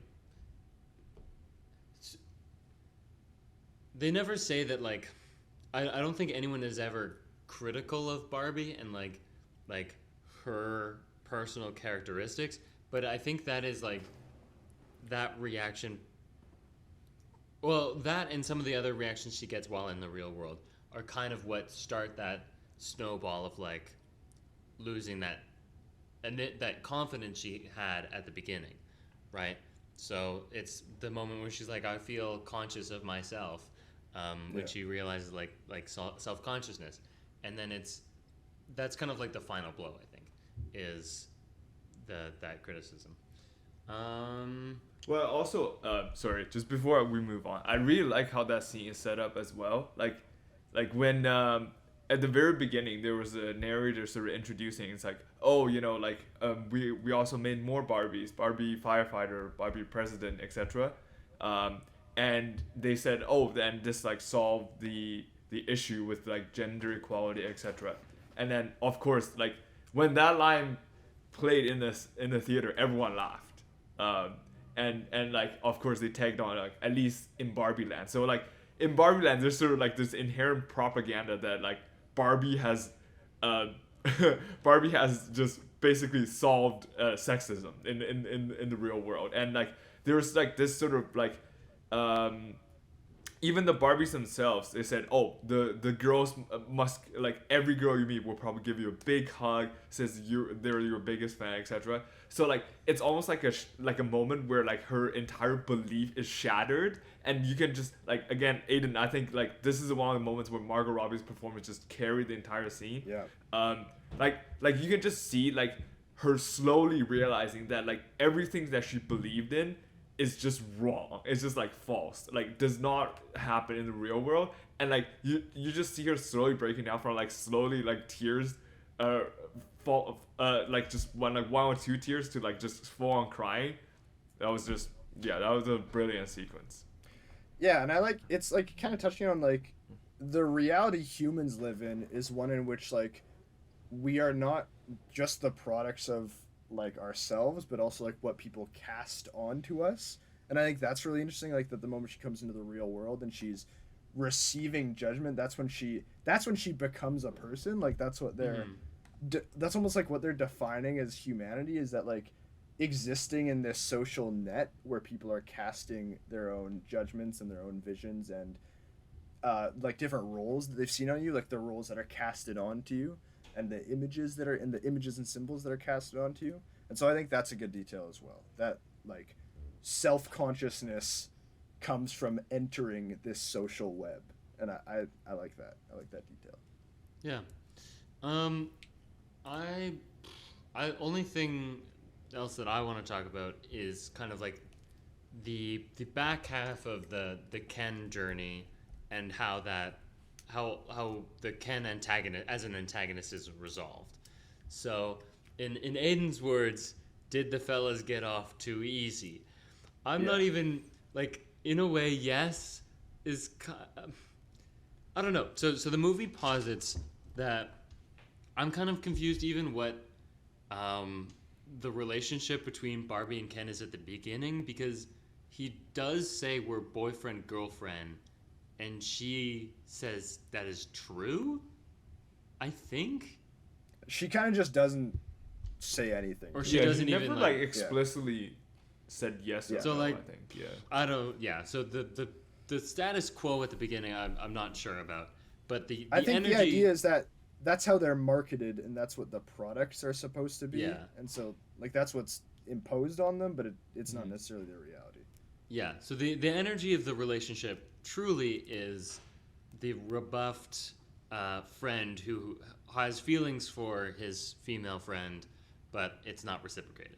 So this is, from what I understand, a common problem in the real world, and is I think is an interesting idea to tackle in this movie. That Ken feels like almost like he's kind of like owed something, and because he's like ignored, he likes the idea of like taking back the power, like he feels powerless in that. And then so yeah, in like I like that idea of like exploring that. New thought, I think the ending didn't really strike exactly right for me. I felt like Barbie, I don't know if Barbie needed to apologize to him. I felt like that validates some of like what he was feeling, and I think part of it, like, I'm torn.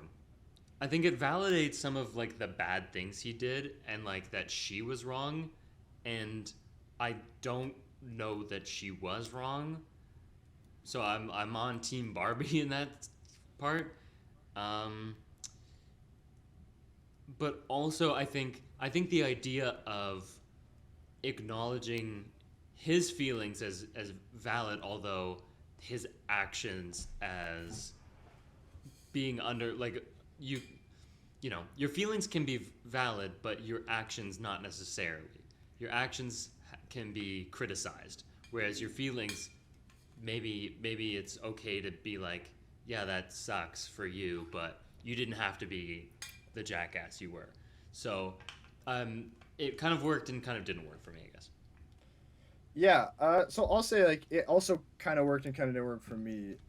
And so what I'll say is that I think that the movie in that moment is trying to show how gender roles are also restrictive for men, and I think that's obvious in a few ways.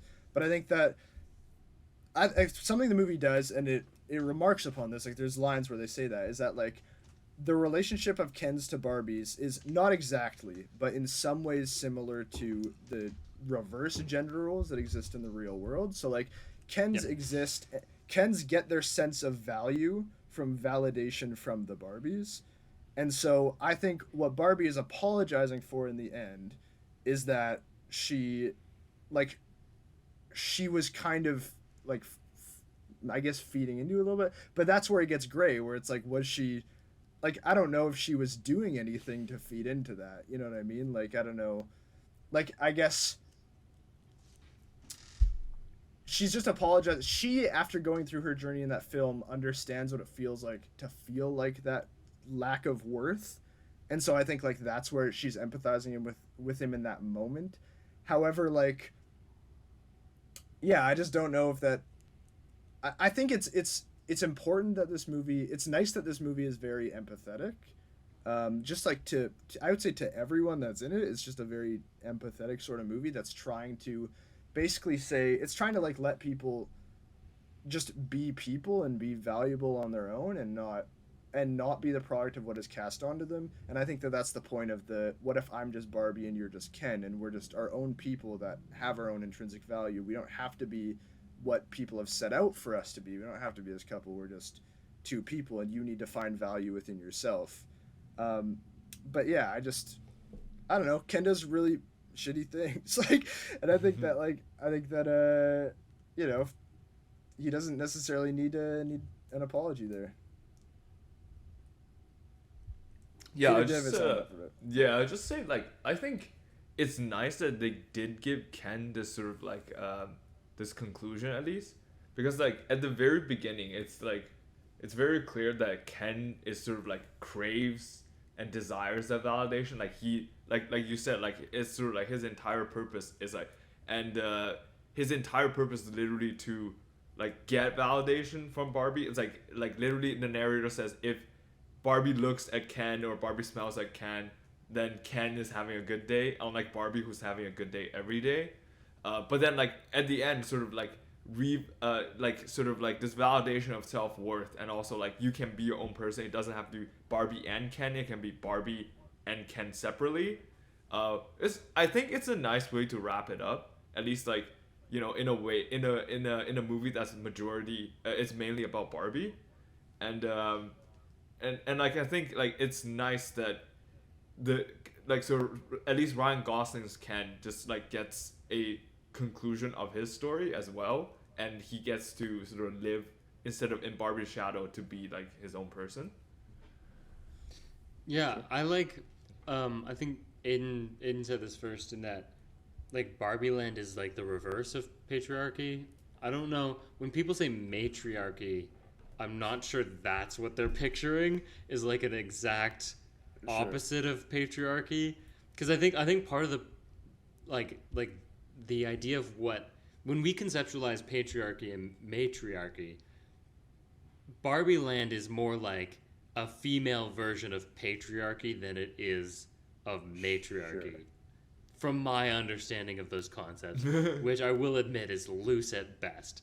But in that, like, if that's what she's apologizing for, I did find it very interesting that they hold like steadfast to that initial status quo. Like, they bring it back to the way it was.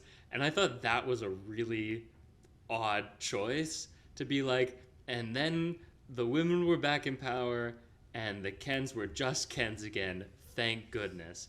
I like, unless I'm forgetting something, it was like the joke about you'll have about as much power as women do in the real world or something. Like, that didn't feel like, for such an empathetic movie, that wasn't the ending that I was expecting, of just being like, and then like more or less the Kens go back to the way they were and the women rule the world again, or Barbie Land.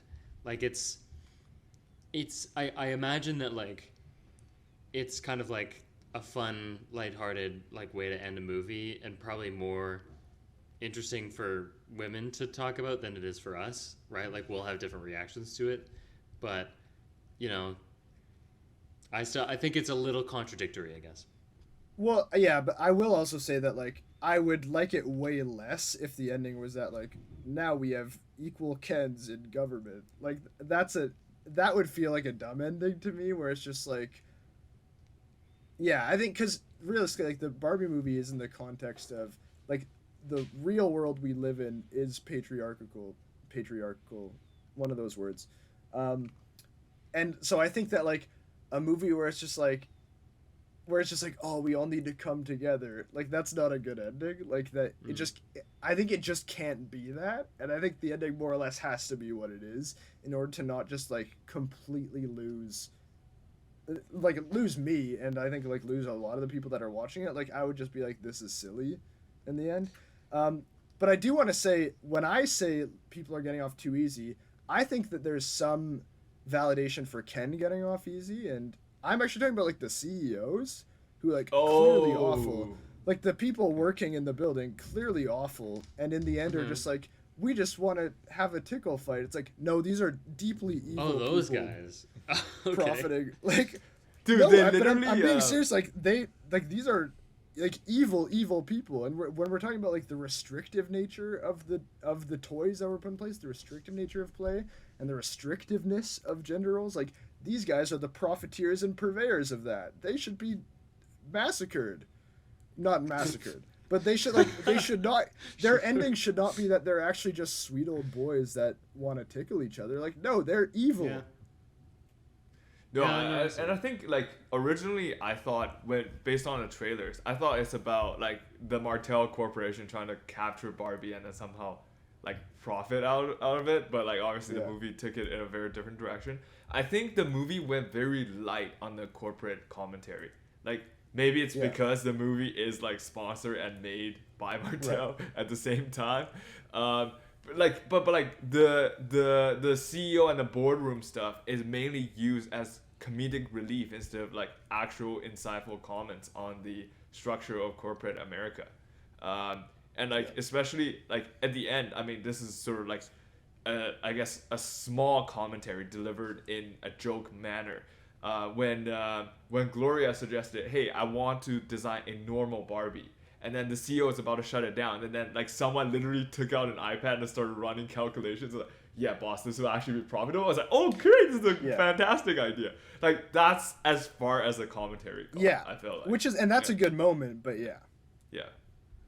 No, just I don't know about them getting off too easy, but I was honestly a little surprised at how much Mattel was willing for Greta Gerwig to allow like to let them poke fun at themselves in a way. Like there was a little more leniency than I was even expecting. Like talking about how many female CEOs Mattel has had, I was like, oh, we're pulling out like the facts and figures. Oh, like, that is a fact. The two female CEO thing. I don't think they made it up. Oh, like, wow. Okay. I'm just guessing, but it sounds like it was a real. Anyways, and just like Will Ferrell being like a really dumb version of their CEO is funny. I do think there's a point to which like people, because it's so absurd and because the way Mattel is depicted in the movie as like almost as highly stylized as Barbie Land. In the real in the real world, Mattel is more like Barbie Land than it is like the rest of the real world. I think that's part of maybe why Mattel was so like, yeah, whatever, this is fine, because people just intrinsically know like that's not real. That's not what Mattel is like. But I don't know. It was interesting. I found it fun. I wasn't really there to look at the Mattel kind of commentary, I guess. No, I wasn't either. And to be perfectly clear, like this movie is like it's not threatening to Mattel to make this movie, even if like I think that's why they allowed it, is because like the critiques leveled against it ultimately don't cut into like the profits Mattel has. This movie is overall going to be profitable, and it's actually better for Mattel if it's critical of Mattel, because if it wasn't critical of Mattel, it's just propaganda and people wouldn't like that. And so this is the best case scenario for Mattel, that it is a movie that offers some light criticism towards it. That's ultimately profitable and beneficial. I just think that like, so yeah, I'm not expecting the movie to actually be like a biting takedown of corporate America and how capitalism intersects with gender roles. Like I'm not really expecting that. But like in a movie that's tackling what this is, like, yeah, these are evil human beings, and sure they're absurd, but like it's not even necessarily that I need them to be punished. I just need them to like stay cartoonishly evil the whole time. Like they can't in the end be like we actually don't want to do this. Like yes you do. Yeah, like Yeah. yes you do. You like this is everything. This is your whole identity. So like that's more what my point is. I'm not expecting it to be a biting critique of that. It's just they got off. Yeah, the fellas got off. The fellas got off too easy. Yeah. Actually, I was gonna say last thing to talk about. I'm Just Ken. Fun song. I actually think that the song itself was not particularly memorable. I could not tell you I actually how don't it remember goes. it at all. I think they could have. It's like I'm just Ken. Anywhere else, I'd be a 10. Something. Yeah. Yeah, I think remember true. that They line just because that's say the that. beginning. Yeah. I think in the song department they could have done a little better on that. But I think the The Dua show Lipa one's stopping. in my head. Yeah, the Dua Lipa one's really good. Yeah. I'm not Iconic. sure I remember that one. The Lizzo one It's was the one iconic. they danced to at the very beginning. Oh, that one. Yeah. Did you hear the... This is so random. You hear the Tame Impala song when they first enter the real world? Every No. time I hear Tame Impala in these movies, I'm like, oh my god, it's Tame Impala. Do I you think know it's that like- that's just one guy? This is one guy in Australia. Yeah, I don't know. I had something else. Okay. Can I just quickly say one thing? Quickly say one thing. I really thought the 2001 homage moment was just made for the teaser, but the fact that it's actually the beginning of the movie is fantastic. It's Yeah, so I actually awesome. wasn't expecting that to be in the movie. Yeah. Because that became the case, I was actually disappointed that they made that the trailer. That would have been so much funnier if we had no idea that was coming. That is true. That's an example of like, I think a lot of this movie, some of the really great moments were spoiled in the trailer, and a lot, like anytime a trailer moment dropped, I was like, oh, this is the trailer moment. And what was funny, like, was dead silent in the theater because everyone saw that, and they were That's like, actually, yeah, I know this bit. That's not true for our theater though. People were dying laughing at so many of the trailer moments. Like especially Same guy here, yeah. the guy beside me was loving the 2001 thing. He was cackling. So maybe a lot of people just didn't watch it. So. Maybe not that one, but there was some of the other jokes. I don't remember which ones, but the 2001 one, I think nonetheless would have like gotten better reaction if those of us. I would have liked him more for sure. Yeah. Yeah. Something else. I don't remember. We'll just say it's whatever. Barben versus Heimer. I mean, Barb versus Inheimer. Do you guys have a I did a like favorite? Oppenheimer more. I liked Oppenheimer more. I liked Barbie a lot though. I think I probably like Barbie the most out of us three, but I liked Oppenheimer more. I don't want to hear from Peter yet. I liked Oppenheimer more, but I think that's obvious. Peter? What? I'm You think curious I'm what- gonna give a divisive answer? Well, no, because you said you don't like Oppenheimer very much, and you said you liked Okay, that's Barbie, that's so not true. I it think seems a little neck and neck for you. I think Oppenheimer is not that strong to rank within the Nolan portfolio, is what I said. Mm-hmm. But yeah, So? but between these two, I What's your still answer, think Bucko? Oppenheimer is superior. Well, Oppenheimer will win in our hearts, It wins Yeah. today. but not in the box office apparently. Yeah, but That's but also honestly, that's not what I like, was expecting either. I was expecting like Barbie more. but honestly, like to be honest, like when it comes to like a viewing experience, I think like I enjoyed the Barbie viewing experience much more than Oppenheimer. Oppenheimer was just so tense the entire time. Like my heart was pounding so fast. Barbie was a great theater movie. Like it was, Yeah, that like, was and, that was a great one to see in theaters. Oh no, well Oppenheimer you should probably watch in the theater as well because the sound Oh, is for just sure. absolutely incredible. But it's just like afterwards, you know how like you get butterfly effects in your heart? Like my god, I had that like lingering for like 5-10 minutes after Oppenheimer ended. Yeah. Like it was crazy. It's funny that you say like as an experience, Barbie was better, but like unless you just mean more fun, then like that's obvious. Yeah, like that. Like Oppenheimer was much more tense and also okay. It's not that that's not enjoyable. That's very watching. enjoyable. My experience watching Oppenheimer was more enjoyable than it was watching Barbie. I laughed more at Barbie just due to the fact that it is a comedy.